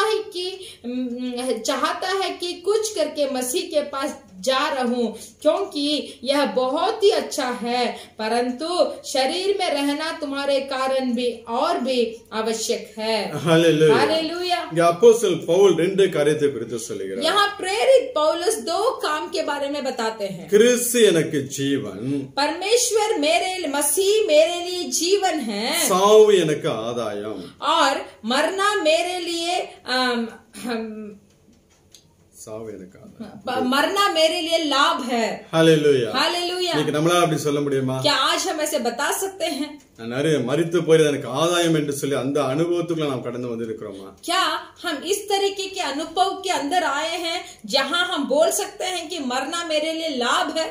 இங்கே அப்போஸ்தலன் பவுல் சொல்கிறார், प्रेरित पौलुस बताते கிறிஸ்து हैं எனக்கு ஜீவன், मसीह मेरे लिए जीवन है, சாவு எனக்கு ஆதாயம் என்று சொல்லுகிறார், और मरना मेरे लिए लाभ है। அது இன்னொரு காரியத்தை சொல்லுகிறார், और एक कार्य को भी बताते हैं, நான் இந்த சரீரத்தை விட்டு பிரிந்து जब मैं इस शरीर से मेरा आत्मा छूट जाएगा, கிறிஸ்துவோடு கூட இருக்க எனக்கு ஆசை உண்டு, फिर भी मैं जाकर परमेश्वर के साथ रहने के लिए मैं लज्जा करता हूँ। 24 வசனத்தில் சொல்லுகிறார், 24वां वचन में बताते हैं, அப்படி இருந்தும் परंतु நான் சரீரத்தில் தரித்திருப்பது शरीर में रहना உங்களுக்கு அதிக அவசியமாக இருக்கிறது. तुम्हारे कारण और भी आवश्यक है। இப்போ ஒரு மனுஷனுக்குள்ள ஸ்பிரிச்சுவல் மெச்சூரிட்டி எப்ப வர ஆரம்பிக்குதுன்னா, एक मनुष्य के अंदर एक आत्मिक तरीका का परिपूर्णता कैसे आता है? தன் மரணத்தை குறித்து ஒரு பயம் என்னைக்கு அவனை விட்டு நீங்கி போகிறதோ, जब एक मनुष्य के अंदर मरने का भय या तो मरने का डर उससे दूर होता है, तभी एक आत्मिक परिपूर्णता को वो मनुष्य प्राप्त कर सकता है। கிறிஸ்து எனக்கு ஜீவன், சாவு எனக்கு ஆதாயம் என்று சொல்லி அந்த சொல்லக்கூடிய வார்த்தை என்னைக்கு அவன் வாயில வருகிறதோ, कब एक मनुष्य के मुंह से ये बात निकलती है, जैसे बोल सकते हैं कि मसीह मेरे लिए जीवन है और मरना मेरे लिए लाभ है, அவனுடைய ஆசை வாஞ்சை எல்லாம் तो वो मनुष्य का आशा और चाहत பரலோகத்தை குறித்தே இருக்கும். तो वो मनुष्य का आशा और चाहत सिर्फ परलोक में ही होगा। இன்னைக்கு நம்ம அப்படி சொல்ல முடியுமா? क्या आज हम ऐसे बोल सकते हैं? ஒரு சின்ன வியாதி வந்துன்னா என்ன அழுது ஜெபிக்கிறோம். एक थोड़ा सा एक रोग आ जाएगा तो हम कितना रो कर हम बैठते हैं। நான் மரித்து போய்விட்டா என் குடும்பம் என்ன ஆகும்? अगर मैं मर जाऊं तो मेरा परिवार क्या होगा? என் பிள்ளைகளுடைய எதிர்காலம் என்ன ஆகும்? मेरे बच्चे लोगों का भविष्य क्या होगा? யார் அவங்களை காப்பாற்றுவார்கள் उन्हें सब कौन बचाएगा? என்ற अनेक கேள்விகளை கேட்கிறோம். ऐसे बहुत सारे प्रश्न हमारे अंदर पूछते रहते हैं। இன்னைக்கா நான் மரித்தால் பரலோக ராஜ்யத்துக்குள்ள போவோம் என்கிற ஒரு எதிர்பார்ப்பு நமக்குள்ள இருக்கிறதா? क्या हमारे अंदर ऐसे आशा और चाहत है कि जब मैं मरूंगा जरूर मैं परलोक में जाऊंगा बोलकर? அப்போஸ்தலன் பவுலுக்குள்ள அப்படிப்பட்ட ஒரு ஆசை காணப்பட்டுச்சு. प्रेरित पौलुस के अंदर इस तरीका की एक आशा था। இன்னும் அவனுடைய இன்னொரு ஆசை, और प्रेरित पौलुस का और एक आशा भी था, தேவனுடைய சித்தத்தை செய்து முடிக்க வேண்டும். परमेश्वर का सिद्ध को खत्म करना चाहिए। அதாவது சொல்லுகிறார், इसीलिए बोलते हैं நான் சரீரத்தில் தரித்திருப்பது मैं शरीर में हूँ, உங்களுக்கு அதிக அவசியமாக இருக்கிறது என்று சொல்லி, इसीलिए बोलते हैं कि परंतु शरीर में रहना तुम्हारे कारण और भी आवश्यक है। இப்ப தேவனுடைய சித்தத்தை செய்து முடிக்கணுங்கிற ஒரு துடிப்பு அந்த மனுஷனுக்குள்ளே காணப்படும். तो देखिए प्रेरित पौलुस के अंदर परमेश्वर का सिद्ध को कैसे भी खत्म करना है, पूरा करना है बोलकर एक तड़प हर बार उनके अंदर रहता था। அதுதான் ஆவிக்குரிய வாழ்க்கையில வரக்கூடிய முதிர்ச்சியில அந்த முதிர்ச்சியை நோக்கி போகக்கூடிய காரியங்கள். तो देखिए जब हम इस अनुभव के अंदर जाते हैं तो वही राह है आत्मिक परिपूर्णता को हम पाने के लिए हम दौड़ने का एक तरह है। சங்கீதக்காரன் சொல்லுகிறான், भजन संगीता में बताया गया है 116வது சங்கீதம் 116 भजन संगीता 15வது वचनத்துல उसका 15वां वचन में 116 भजन संगीता उसका 15वां वचन में, यहोवा के भक्तों की मृत्यु उसकी दृष्टि में अनमोल है। ஹல்லேலூயா. हालेलुया। கர்த்தருடைய பரிசுத்தவான்களின் மரணம் यहोवा के भक्तों की मृत्यु அவர் பார்வைக்கு அருமையானது. उसकी दृष्टि में अनमोल है। அந்த எண்ணங்கள் நமக்குள்ள வர ஆரம்பிச்சனாலே, तो देखिए इस तरीके के सोच और विचार हमारे अंदर जब आएगी, நல்ல ஒரு ஆவிக்குரிய வாழ்க்கையில வளர்ந்து கொண்டிருக்கோம் என்று சொல்லி அர்த்தம். तो इसका अर्थ ये है कि हम हमारे आत्मिक जीवन में और आगे बढ़ रहे हैं।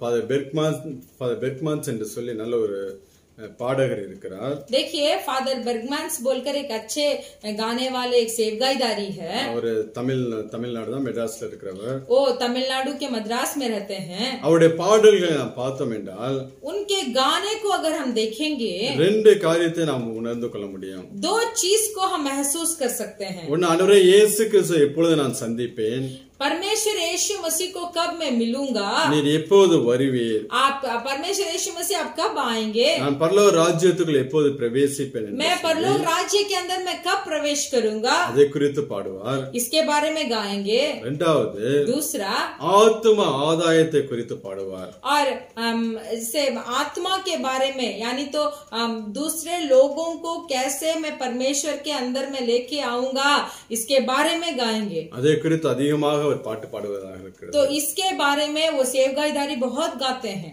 நமக்குள்ள இன்றைக்கு அப்படி ஆசைகள் வர வேண்டும். तो हमारे अंदर भी इस तरीके के आशा आना चाहिए। கிறிஸ்து எனக்கு ஜீவன், मसीह मेरे लिए जीवन है, சாவு எனக்கு ஆதாயங்கிற எண்ணம் வந்துட்டாலே, और मरना मेरे लिए लाभ है, ऐसे एक समझ हमारे अंदर आएगी तो நம்மளோட வாழ்க்கையில இருக்கக்கூடிய 90% பிரச்சனைகள் ஓடி போயிடும். तो हमारे जीवन में 90 गुण का परेशान दूर हो जाएगी।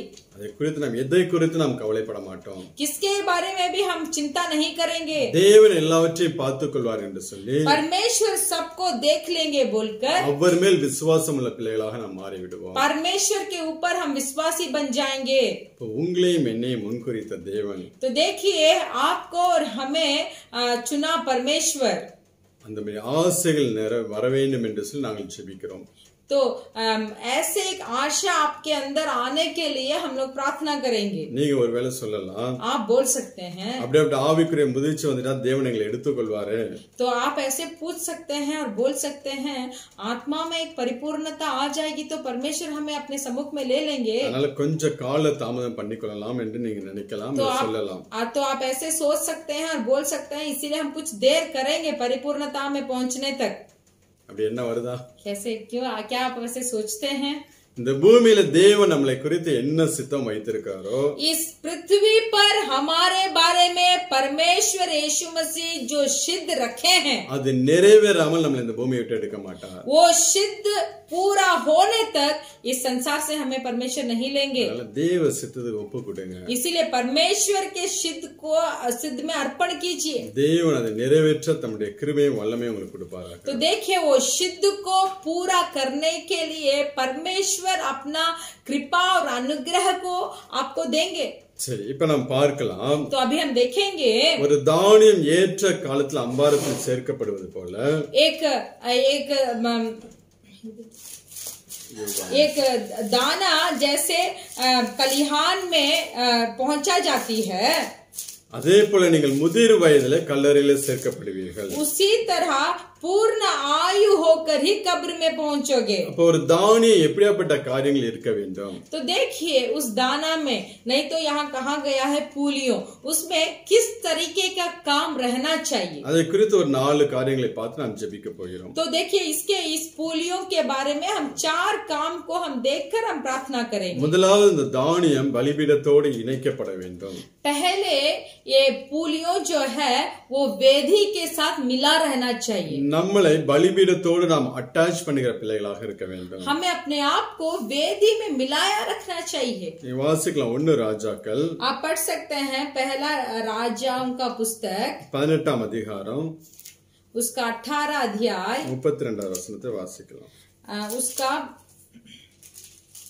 32वां वचन को हम पढ़ेंगे। पहला राजाओं का पुस्तक 18 अध्याय उसका 32वां वचन। और उन पत्थरों से यहोवा के नाम की एक वेदी बनाई और उसके चारों ओर इतना बड़ा एक गड्ढा खोद दिया कि उसमें 2 सा बीज समा सके।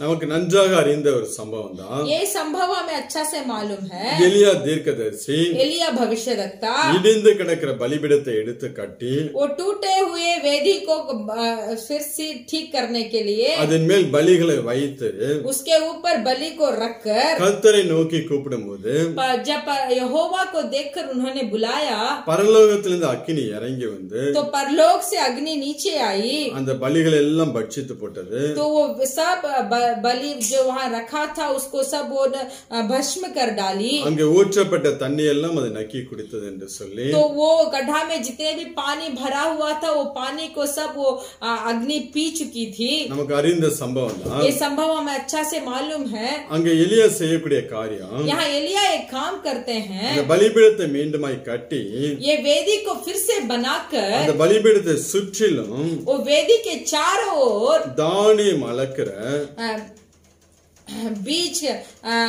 बीज को नापने वाली அந்த ஒரு இடத்தை அவன் வாய்க்காலை உண்டு பண்ணுகிறான். तो देखिए वहाँ एक गड्ढा खोदता है அது முழுவதும் தண்ணீரால் நிரப்புகிறவனாக இருக்கிறான். और वेदी के चारों ओर जो गड्ढा को खोदा था उसको पानी से भरते हैं. அந்த இடத்துல அந்த वाய்க்கால்கள்ல तो देखिए वो नदी में நம்மை அங்கு விதைக்கிற பிள்ளைகளாக இருக்க வேண்டும். हमें उस नदी में हमें बोने के लिए अपने आप को समर्पण करना चाहिए. அந்த தானியம் அளக்கிற वो बीज को नापने वाली 2 படி விதை விதைக்கத்தக்கமான ஒரு இடத்துல 2 सा बीज समा सके ऐसे एक जगह में வாய்க்காலை உண்டாக்குகிறான். वहाँ एक गड्ढा को खोदता है. அந்த வாய்க்கால்ல நம்மளை அட்டாச் பண்ண வேண்டும். तो वो गड्ढा में हमें मिलाना चाहिए. சிம்பிளா சொல்ல வேண்டும் என்றால் साधारण से बताता हूँ, நம்மளை பலிபீடத்தில் வைக்க வேண்டும். हम अपने आप को वेदी के ऊपर रखना चाहिए. आब्राहम जो थे தன் மகன் ஈசாக்கை கொண்டு போய் अपने इकलौता पुत्र इसहाक को लेकर பலிபீடத்துல வைத்து उस वेदी के ऊपर रखकर பலி செலுத்த தன் கைகளை உயர்த்தின போது बलि चढ़ाने के लिए जब अपने हाथ को ऊपर उठाता है ஈசாக்கு ஒரு எதிர்ப்பும் சொல்லாமல் वहाँ इसहाक ने कोई भी उत्तर नहीं बताया. முழுவதுமாக தன்னை விட்டு கொடுக்கிறான். इसहाक ने अपने आप को बलिदान देने के लिए अर्पण कर चुका था. அந்த பலிபீடத்தை தான் வெட்டப்படுவதற்கு துண்டிக்கப்படுவதற்கு उस वेदी के ऊपर अपने आप को टुकड़े होने के लिए தன்னை முழுவதுமாக விட்டு கொடுத்தான். अपने आप को पूरा समर्पण किया. அதான் வேதம் சொல்லுகிறது. इसीलिए बाइबल बताता है ஈசாக்கு விதை விதைத்தான். इसहाक ने बीज बोया 100 மடங்கு அறுவடை செய்கிறவனாக காணப்பட்டான். और 100 गुण उन्होंने उससे प्रतिफल निकाला. எந்த ஒரு மனுஷன் जो मनुष्य தன்னை பலிபீடத்தில் அர்ப்பணிக்கிறானோ, जो मनुष्य अपने आप को वेदी पे अर्पण करता है, தன்னை பலிபீடத்தோடு அட்டாச் பண்ணி கொள்கிறானோ, और जो अपने आप को उस वेदी के साथ मिला लेता है, அந்த மனுஷனுடைய வாழ்க்கையை கர்த்தர் மேன்மேலுமாய் ஆசீர்வதிக்கிறார். तो वो मनुष्य का जीवन को परमेश्वर और आगे बढ़ाकर आशीष करते हैं. இந்த பலிபீடம் என்ன சொல்லுகிறது என்றால், वेदी क्या बताता है? அந்த பலிபீடத்தில் எப்பொழுதும் பலி செலுத்தும் போது அது தேவன் முகந்து நோக்கிறவராக இருக்கிறார். तो देखिए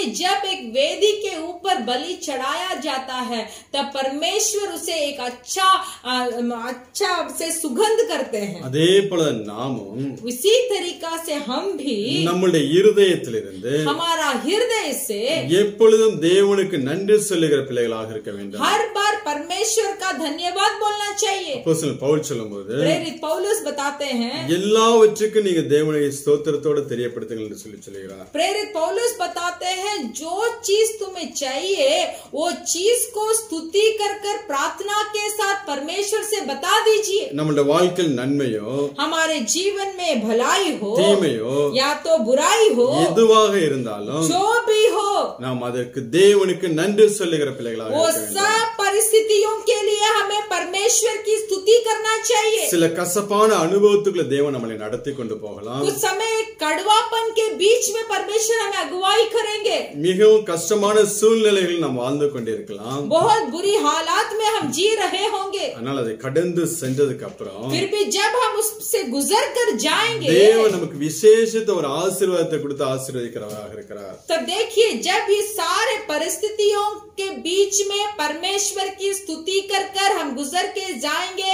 जब वो स्थिति हमारे जीवन में खत्म हो जाएगी तब परमेश्वर एक बहुत बड़ा आशीर्वाद को हमारे जीवन में रखेंगे। அதனால்தான் நன்மையோ தீமையோ, इसीलिए बुराई हो या भला हो, நாம் எப்பொழுதும் தேவனுக்கு நன்றி சொல்லுகிற பிள்ளைகளாக இருக்கிறோம்। हर हालात में हमें परमेश्वर की धन्यवाद बोलना चाहिए, ஏன்னா வேத வசனம் சொல்லுகிறது, क्योंकि परमेश्वर का वचन बताता है தம்மில் அன்பு கூறுகிறவர்களுக்கு जो कोई मुझसे प्रेम करता है சகலத்தையும் நன்மைக்கு எதுவாய் தேவன் செய்து முடிக்கிறவராக இருக்கிறார்। वो लोगों को सारे चीज में परमेश्वर एक भलाई देंगे। அதான் எப்பொழுதும் நாம் தேவனுக்கு நன்றி சொல்லுகிற பிள்ளைகளாக இருக்க வேண்டும்। इसीलिए हर बार हमें परमेश्वर की स्तुति करना चाहिए। நம்மளை பலிபீடத்தோடு நம்மளை அட்டாச் பண்ணிக்கொள்ள வேண்டும்। तो देखिए हमें वेदी के साथ हमें मिले रहना चाहिए। எல்லாவற்றுக்கும் நாம் தேவனுக்கு நன்றி சொல்லுகிற பிள்ளைகளாக, सारे हालात में हमें परमेश्वर की स्तुति करके முறுமுறுப்பு இல்லாத பிள்ளைகளாக இருக்க வேண்டும்। हमें कभी भी कुड़कुड़ाना नहीं चाहिए। அப்படி தேவன் இன்னுமாய் நம்மளை ஆசீர்வதிக்கிறவராக இருக்கிறார்। तो परमेश्वर हमें और भी आशीष करेंगे। அடுத்து இரண்டாவதாக, दूसरा, ஒரு கோதுமை மணி போல மடிய நம்மளை ஒப்பு கொடுக்க வேண்டும்। एक गेहूं के तरह मरने के लिए हमें अपने आप को अर्पण करना चाहिए। யோவான் 12ஆம் அதிகாரம் यूहन्ना का पुस्तक का 12 अध्याय 24 से 26 वரை உள்ள வசனங்களை வாசிக்கலாம்। 24 से लेकर हम 26वां वचन तक हम पढ़ेंगे। यूहन्ना का पुस्तक 12 अध्याय 24 से लेकर 26वां वचन तक हम पढ़ेंगे।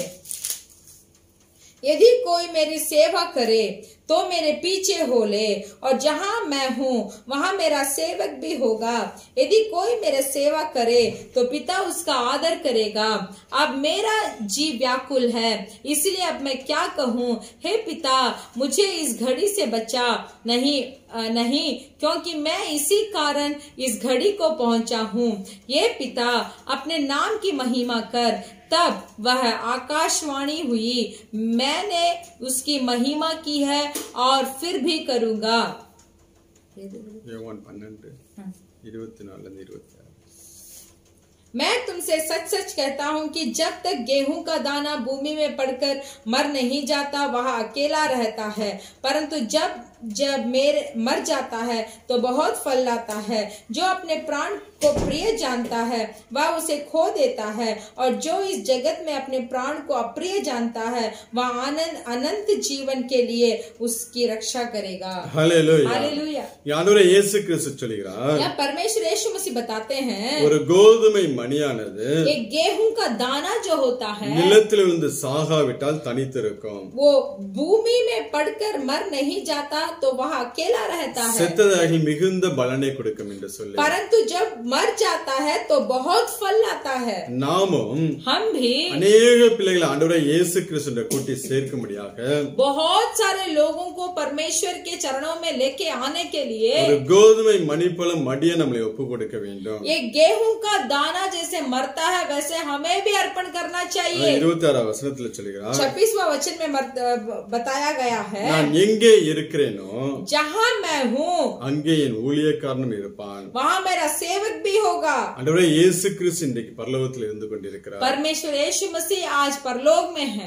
அவருக்கென்று கோதுமை மணி போல மடிக்கிற ஒவ்வொரு பிள்ளைகளையும், जो कोई परमेश्वर यीशु मसीह के लिए अपने आप को दाना गेहूं के दाना के तरह मरने के लिए अर्पण करते हैं, அவருடைய ராஜ்யத்துல வைத்தவர்களை ஆசீர்வதிக்கிறவராக तो இருக்கிறார்। उन्हीं लोगों को परमेश्वर के राज्य में रखकर यीशु मसीह आशीर्वाद करेंगे। இப்ப நாம் ஒவ்வொரு பிள்ளைகளும் हम हरेक मनुष्य தேவனுக்கென்று परमेश्वर के लिए கனிகளை கொடுக்கிற பிள்ளைகளாய் மாற வேண்டும்। हमें फल देना चाहिए। அதை குறித்து ஆண்டவரே இயேசு கிறிஸ்து சொல்லும்போது उसके बारे में परमेश्वर यीशु मसीह बताते हैं, யோவான் 5ஆம் அதிகாரம் यूहन्ना का पुस्तक का 15वां अध्याय 4 முதல் 6 வரை உள்ள வசனங்களை வாசிக்கலாம்। 4 से लेकर 6 तक हम पढ़ेंगे। यूहन्ना का पुस्तक 15वां अध्याय 4 से लेकर 6 वचन तक। तुम मुझ में बने रहो और मैं तुझ में, जैसे डाली यदि दाखलता में बनी ना रहे तो अपने आप से नहीं फल सकती, वैसे ही तुम भी यदि मुझ में बने ना रहो तो नहीं फल सकते। मैं दाखलता हूँ, तुम डालियां हो। जो मुझ में बना रहता है और मैं उसमें, वह बहुत फल फलता है, क्योंकि मुझसे अलग होकर तुम कुछ भी नहीं कर सकते। यदि कोई मुझ में बना ना रहे तो वह वह डाली के समान फेंक दिया जाता और सूख जाता है, और लोग उन्हें बटोर कर आग में झोंके देते हैं और वे जल जाती है। நாம் ஒவ்வொரு பிள்ளைகளும் हम हर एक मनुष्य ஆண்டவரே இயேசு கிறிஸ்துவுக்குள் நிலைத்திருந்தோம் என்றால், परमेश्वर यीशु मसीह के साथ अगर हम रहेंगे மிகுந்த கனிகளை கொடுக்கிற பிள்ளைகளாய் மாற்றப்படுவோம். तो हम बहुत फल देंगे. வேதம் சொல்கிறது, बाइबल बताता है காட்டு ஒலிவ மரமாய் இருந்த உங்களை हम जो जंगली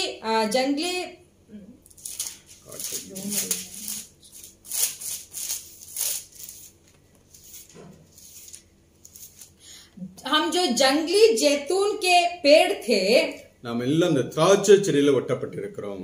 तो देखिए हम सब इस दाखलता में हम अटके हुए हैं. அப்ப இந்த திராட்சை செடியோட அதோட தண்ணீர் அதோட சத்தை எடுத்துக் கொள்கிறோம் நாம். तो देखिए इस दाखलता से जो सब पानी और उस ताकत को जो हम ले लेते हैं, அப்ப அதற்குண்டான கனிகளை கொடுக்கிற பிள்ளைகளாக இருக்க வேண்டும். तब उसके अनुसार हम फल भी देते हैं.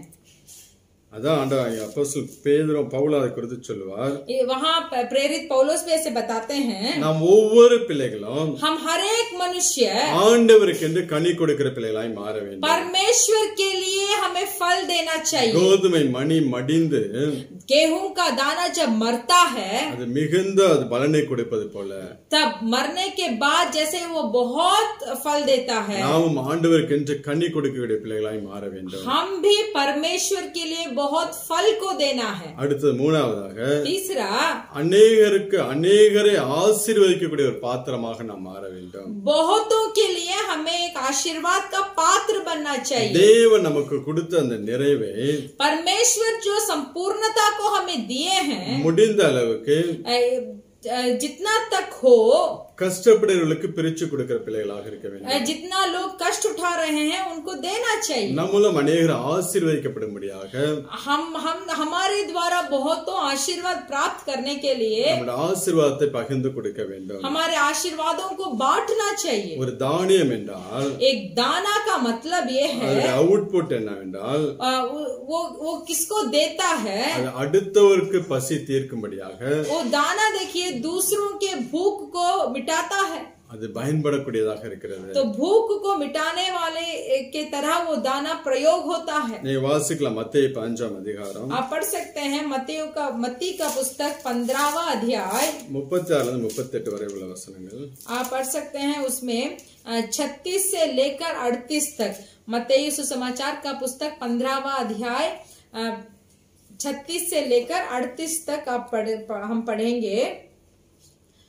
और उन 7 रोटियों और मछलियों को लिया, धन्यवाद करके तोड़ा और अपने चेलों को देता गया, और चेले लोगों को इस प्रकार सब खाकर तृप्त हो गए. और चेलों ने बचे हुए टुकड़ों से भरे हुए 7 टोकरे उठाए. खाने वाले स्त्रियों और बालकों को छोड़ 4000 पुरुष थे. ஆண்டவரே இயேசு கிறிஸ்து परमेश्वर यीशु मसीह 7 அப்பங்களையும் 7 रोटियों को மீன்களையும் எடுத்து और मछलियों को लेकर அதை உடைத்து பிட்டு उसको टूटा कर அநேகர் 4000 புருஷர் 4000 குடும்பத்துக்கு மேலாக அவர் போஷிக்கிறவராக இருந்தார். तो देखिए 4000 पुरुषों और स्त्रियों को खिलाया. அந்த அப்பங்கள் அநேகருக்கு ஒரு ஆசீர்வாதம் உள்ள அப்பமாக மாறுகிறது. और देखिए वो जो रोटियां थी वो बहुतों को आशीर्वाद दिया. இப்ப ஏசாயா 28ஆம் அதிகாரம், देखिए एसाया का पुस्तक का 28वां अध्याय में 28வது வசனம் சொல்கிறது, उसके 28वां वचन बोलती है, அப்பத்துக்காக தானியம் இடிக்கப்படும் என்று சொல்லி, रोटी के अन्न की दावनी की जाती है. இப்ப அநேகருக்கு அது ஆசீர்வாதம் இருக்கும்படியாக बहुतों को आशीर्वाद देने के लिए அந்த தானியத்தை இடித்து वो अन्न की दावनी की जाती है. அதை மாவாக்கி फिर उसको आटा बनवाकर அது ரொட்டியாக அநேகருக்கு போஷிக்கும்படியாக கொடுக்கப்படுகிறது. और उसको रोटी बनाकर बहुतों को भोजन के लिए दिया जाता है. அதே போல தேவன் நமக்கு கொடுத்திருக்கிற ஆசீர்வாதத்தையும் वैसे ही परमेश्वर जो आशीर्वाद को हमें दिए हैं அநேகருக்கு நாம் பகிர்ந்து கொடுக்கிற பிள்ளைகளாக இருக்க வேண்டும். बहुतों को हमें देना चाहिए.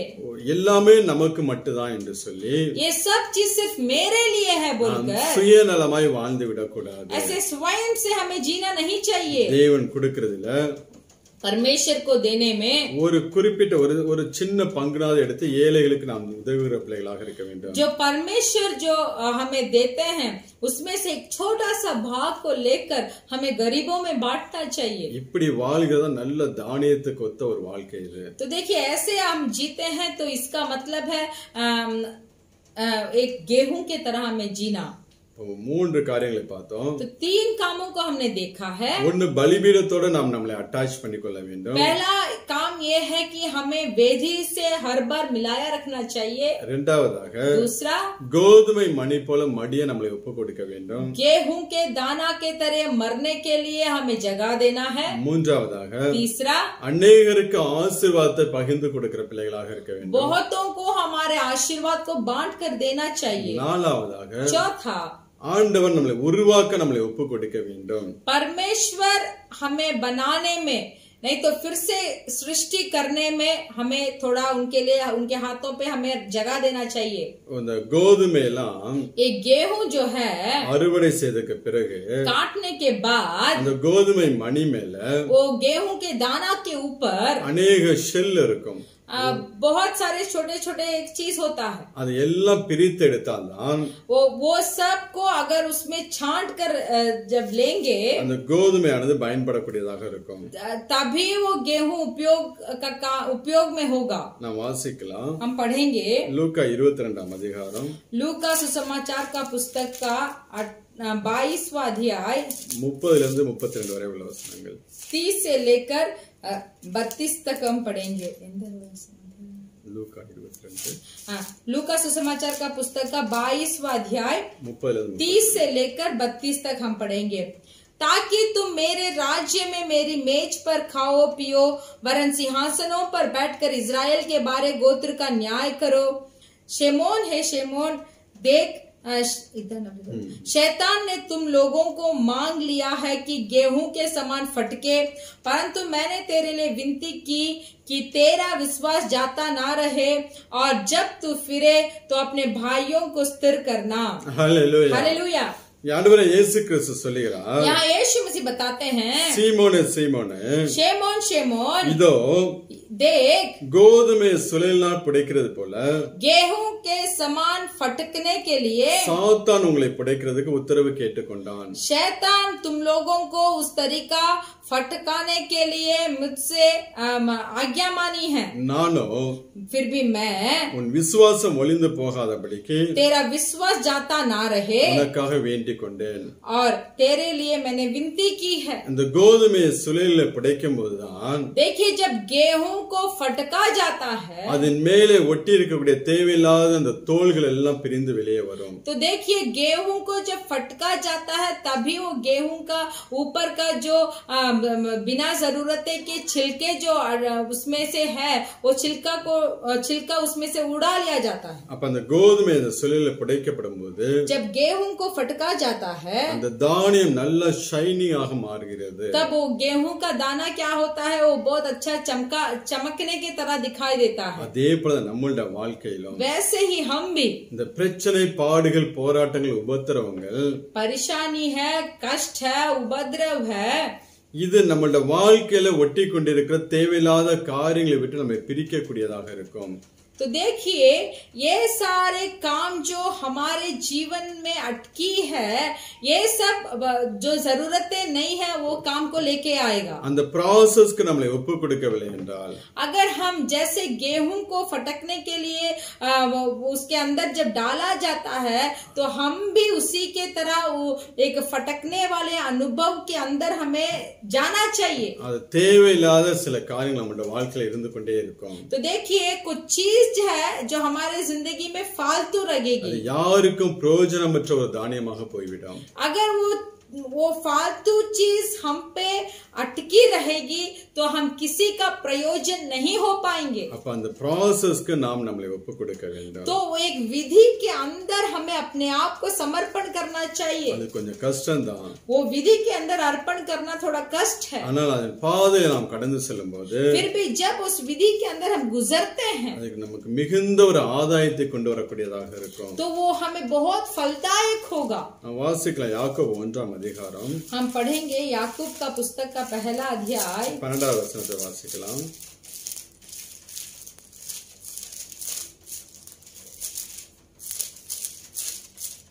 याकूब का पहला अध्याय उसका 12वां वचन को हम पढ़ेंगे. धन्य है वह मनुष्य जो परीक्षा में स्थिर रहता है, क्योंकि वह खरा निकलकर जीवन का वह मुकुट पाएगा, जिसकी प्रतिज्ञा प्रभु ने अपने प्रेम करने वालों से की है. 1:12 சோதனையை சகிக்கிற மனுஷன் பாக்கியவான். धन्य है वह मनुष्य जो परीक्षा में स्थिर रहता है, அவன் உத்தமன் என்று விளங்கின பின்பு क्योंकि वह खरा निकलकर கர்த்தர் தம்மிடத்தில் அன்பு கூறியவர்களுக்கு जिसकी प्रतिज्ञा प्रभु ने अपने प्रेम करने वाले से की है வாக்குத்தத்தம் பண்ணின ஜீவ கிரீடத்தை பெற்றுக்கொள்வான். तो जीवन का प्रतिज्ञा की हुई जीवन का मुकुट को पाएगा. சோதனை சகிக்கிற பிள்ளைகளாக இருக்க வேண்டும். तो हमें परीक्षा में स्थिर रहना या तो परीक्षा को सहने वाला होना चाहिए. வேதம் கேட்கிறது, हमसे बाइबल पूछता है, தகப்பன் சிட்சியாத புத்திரர் உண்டோ? कोई बेटा ऐसा है जिसे अपने पिता डांटते नहीं? தகப்பன் நம்மளை சிட்சிக்கும் போது जब पिता हमें डांट कर शिक्षा देते हैं அது நமக்கு நன்மைக்கு ஏதுவாக தான் அவர் செய்கிறவராக இருக்கிறார். तो वो पिता हमारे लिए हमारे भलाई के लिए हमें शिक्षा देते हैं. அப்ப அவர் சிட்சிக்கும் போது जब पिता शिक्षा देते हैं சோர்ந்து போய்விடக் கூடாது. हमें दुख होना नहीं चाहिए. அவர் எந்த அளவுக்கு நம்மளை நேசிக்கிறாரோ प्रभु कितना हमसे प्रेम करते हैं அந்த அளவுக்கு தேவன் நம்மளை சிட்சித்து तो उतना ही हमें शिक्षा भी देते हैं. அவருடைய ராஜ்யத்துல சேர்த்துக்கொள்ள தேவன் விரும்புகிறவராக இருக்கிறார். फिर अपने राज्य में हमें लेने के लिए ही प्रभु आशा रखते हैं. ஆனா ஒவ்வொரு சிட்சைகளும் इसीलिए अगर आप प्रभु से कुछ भी शिक्षा पाते हैं நம்முடைய நன்மைக்கென்றே அவர் செய்கிறவராக இருக்கிறார். तो वो हमारा भलाई के लिए करते हैं. அதில் நாம் சோர்ந்து போய்விடக் கூடாது. इसीलिए हमें थक नहीं जाना चाहिए. நம்ம அதிலெல்லாம் சோர்ந்து போய் अगर हम इस विधियों में हम थक जाएंगे तो ஆண்டவருடைய சிட்சைக்கு நாம் முறுமுறுக்கிற பிள்ளைகளாக இருந்தோம். अगर परमेश्वर की शिक्षा में हम कुड़कुड़ाएंगे तो அது ஒரு தானியமாய் இல்லாமல் वो एक गेहूं का दाना नहीं வெறும் பதரை போல இருக்கும். बल्कि वो गेहूं का दाना से निकलने वाले धूल के समान होगा. பதர் என்றால் धूल का मतलब ये है அது பார்ப்பதற்கு தானியம் போல இருக்கும். वो देखने में दाना की तरह ही होगा, ஆனால் காற்று வீசப்படும் போது फिर भी जब हवा उसमें चलती है அந்த பதறு பறந்து வெளியே போய்விடும். तब वो धूल उड़कर बाहर चले जाएगा. தானியம் மாத்திரம் கீழே விழுந்து சேர்க்கப்படும். सिर्फ गेहूं का दाना ही नीचे घिर कर इकट्ठा किया जाएगा. இப்ப நீங்க இன்னைக்கு எப்படியாக இருக்கிறீர்கள்? तो आज आप कैसे हैं? தானியமா இருக்க விரும்புறீங்களா? क्या आप दाना के तरह रहना चाहते हैं இல்ல ஒரு பதரை போல வாழ விரும்புறீங்களா? नहीं तो धूल की तरह रहना चाहते हैं? கொஞ்சம் பாடு உபத்திரம் வேதனைகள் பாதையில கடந்து சென்றாலும் थोड़ा एक उपद्रव परेशानी कष्ट भरा हुआ राह पे आप जाएंगे भी तो தேவன் நம்மளை நல்ல ஒரு தானியமாக உருவாக்க விரும்புகிறார். तो उसका मतलब ये है कि परमेश्वर हमें एक अच्छा दाना की तरह बनाना चाहते हैं. அந்த தானியத்தை उस दाना को ஏற்ற காலத்திலே सही समय में நம்முடைய பரலோக ராஜ்யத்துல கூட்டி சேர்க்க தேவன் விரும்புகிறார். उस परलोक राज्य में मिलाने के लिए ही परमेश्वर चाहते हैं. அதனால உங்களை ஒப்பு கொடுங்க. इसलिए अर्पण कीजिए. இந்த பரிசுத்த வாழ்க்கைக்கு உங்களை ஒப்பு கொடுங்க. एक पवित्र जीवन के लिए अपने आप को समर्पण कीजिए. அனுதினம் தேவ சமூகத்துல ஜெபிக்க நேரத்தை செலவு பண்ண உங்களை ஒப்பு கொடுங்க. प्रतिदिन परमेश्वर के सम्मुख में बैठकर प्रार्थना करने के लिए अपना समय को बिताइए. ஒவ்வொரு நாளும் தேவனோடு வாசம் பண்ணும்படியாக प्रतिदिन परमेश्वर के साथ वास करने के लिए எல்லா சூழ்நிலைகளையும் அவரையே சார்ந்து கொள்ளுங்க. सब हालातों में परमेश्वर को के ऊपर ही भरोसा रखिए. இப்ப நாம் 4 காரியத்தை பார்த்தோம். तो हमने 4 कार्य के बारे में देखा. பலிபீடத்தோடு நாம் நம்மளை அட்டாச் பண்ணிக்கொள்ள வேண்டும். पहला है हम वेदी के साथ हमें मिले रहना चाहिए. எப்பொழுது தேவனை துதிக்கிற பிள்ளைகளாக இருக்க வேண்டும். प्रतिदिन हमें परमेश्वर की स्तुति करना चाहिए. இரண்டாவது கோதுமை மணி போல மடிய நம்மளை ஒப்பு கொடுக்க வேண்டும். दूसरा गेहूं के दाना की तरह मरने के लिए हमें अर्पण करना चाहिए. அநேகரை கிறிஸ்துவண்டை கூட்டி சேர்க்கிற பிள்ளைகளாக இருக்க வேண்டும். बहुतों को हमें परमेश्वर के चरणों पे हमें लेके आना चाहिए. மூணாவது तीसरा அநேகருக்கு ஆசீர்வாதம் ஆசீர்வாதமுள்ள ஒரு பாத்திரமாக மாற்றப்பட வேண்டும். बहुतों के लिए हम एक आशीर्वाद का पात्र बनना चाहिए. எப்படி அந்த தானியத்தை இடித்து அதை ரொட்டியாக சுட்டு அநேகர் போஷிக்கப்படுகிறார்களோ, जैसे उस गेहूं को आटा बनवाकर रोटी बनाकर बहुतों को खाने के लिए जैसे देते हैं, அதே போல நாமும் वैसे ही हम भी அநேகருக்கு நம்முடைய ஆசீர்வாதங்களை பகிர்ந்து கொடுக்கக்கூடிய பிள்ளைகளாக இருக்க வேண்டும். बहुतों को हमारा आशीर्वाद को बांट कर देना चाहिए. நாலாவதாக, चौथा, தேவன் நம்மளை உருவாக்க, परमेश्वर हमें बनाने के लिए, தேவன் நம்மளை ஒரு விலை உயர்ந்த பாத்திரமாய் உருவாக்க, परमेश्वर हमें एक बहुत प्रधानता से बनाने के लिए நம்மளை ஒப்பு கொடுக்க வேண்டும். हमें अर्पण करना चाहिए. தேவையில்லாத காரியங்கள் நம்மளை விட்டு அகன்று போகும்படியாக, फालतू चीजें हमसे दूर होने के लिए தேவன் நம்மளை சிட்சிக்கும் போது, जब परमेश्वर हमें शिक्षा देते हैं, அந்த சிட்சைக்கு நம்மளை ஒப்பு கொடுக்கிற பிள்ளைகளாக இருக்க வேண்டும். उस शिक्षा को हमें क्या बोलते हैं, मानना चाहिए. அப்படிப்பட்ட பிள்ளைகளே, ये चीज जो मनुष्य करेंगे, நல்ல முதிர் வயதிலே ये लोग अच्छे आयु प्राप्त करके தேவன் தன்னுடைய ராஜ்யத்துல கூட்டி சேர்க்கிறவராக இருக்கிறார். परमेश्वर अपने राज्य में इन लोगों को मिला लेंगे. நம்ம எல்லாம் சொல்லுவோமா? इसलिए हम सब बोलेंगे, கிறிஸ்து எனக்கு ஜீவன், मसीह मेरे लिए जीवन है, சாவு எனக்கு ஆதாயம், मरना मेरे लिए लाभ है. அவருடைய சித்தத்தை செய்து முடிப்பதே परमेश्वर के सिद्ध को करना ही என் ஆசை, வாஞ்சை, விருப்பமாக உள்ளது. मेरा आशा है, मेरा चाहत है. நம்ம எல்லாம் ஜெபிக்கலாம். हम सब प्रार्थना करेंगे. हालेलुया, हालेलुया, हालेलुया, हालेलुया. हम सब प्रार्थना करेंगे जो संदेश को हमने आज सुना है. आमेन. हालेलुया, हालेलुया, हालेलुया. मेरे दुखों का होगा तमन, आंसू पोंछेगा आँखों के नम. मेरे दुखों का होगा तमन, आंसू पोंछेगा जो आँखों की नम. राजा बन के जब बादलों पर आएगा, मैं भी उड़ उसके संग जाऊंगा. राजा बन के जब बादलों पर आएगा, मैं भी उड़ उसके संग जाऊंगा. मेरा यीशु है मुझको भला, वही काफी है सदा सर्वदा. दुख में, रोग में, हर मुसीबत में मेरा मन वो ही काफी है तुझे. दुख में, रोग में, हर मुसीबत में मेरा मन वो ही काफी है तुझे. हालेलुया, हालेलुया, हालेलुया. ये गेहूं के दाना की तरह परमेश्वर हम भी अपने आप को मरने के लिए, कुचलने के लिए और उस गेहूं के दाना के तरह बहुतों को आशीर्वाद बनने के लिए आज आपने हमसे पवित्र आत्मा आपने बात की है. हम भी अपने आप को हर बार वेदी से मिलाए रखेंगे. हमारा हृदय के वेदी से जो भी परिस्थिति हमारे जीवन में हो, उस परिस्थिति के मध्य में से हम स्तुति करते रहेंगे. परमेश्वर धन्यवाद बोलते हैं. हमें संदेश के लिए हमें अपने आप को अर्पण करते हैं. परमेश्वर बहुतों को आपके चरणों में लेके आने के लिए हमें एक आशीर्वाद का पात्र बनाइए.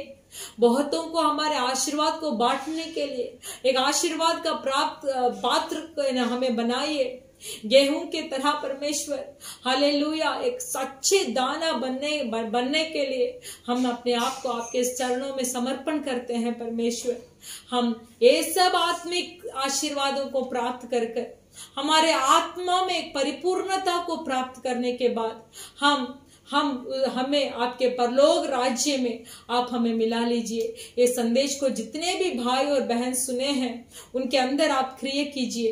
पवित्र आत्मा उनके अंदर एक समझ और क्रिया कीजिए, ताकि ये संसार को नहीं बल्कि हम आपको प्रीति रखने के लिए हम हमारे आत्मिक जीवन में हम दौड़े. परमेश्वर संदेश को दिए पास्टर को, परिवार को, बच्चों को आपके हाथों में समर्पण करते हैं. हमारे कलीसिया परिवार को आपके हाथों में समर्पण करते हैं.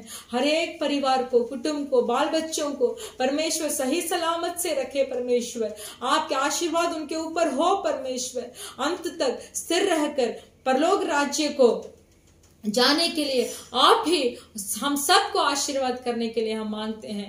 आप ही अगले हफ्ते हम भेंट करने तक आपके हाथ हमारे ऊपर हो।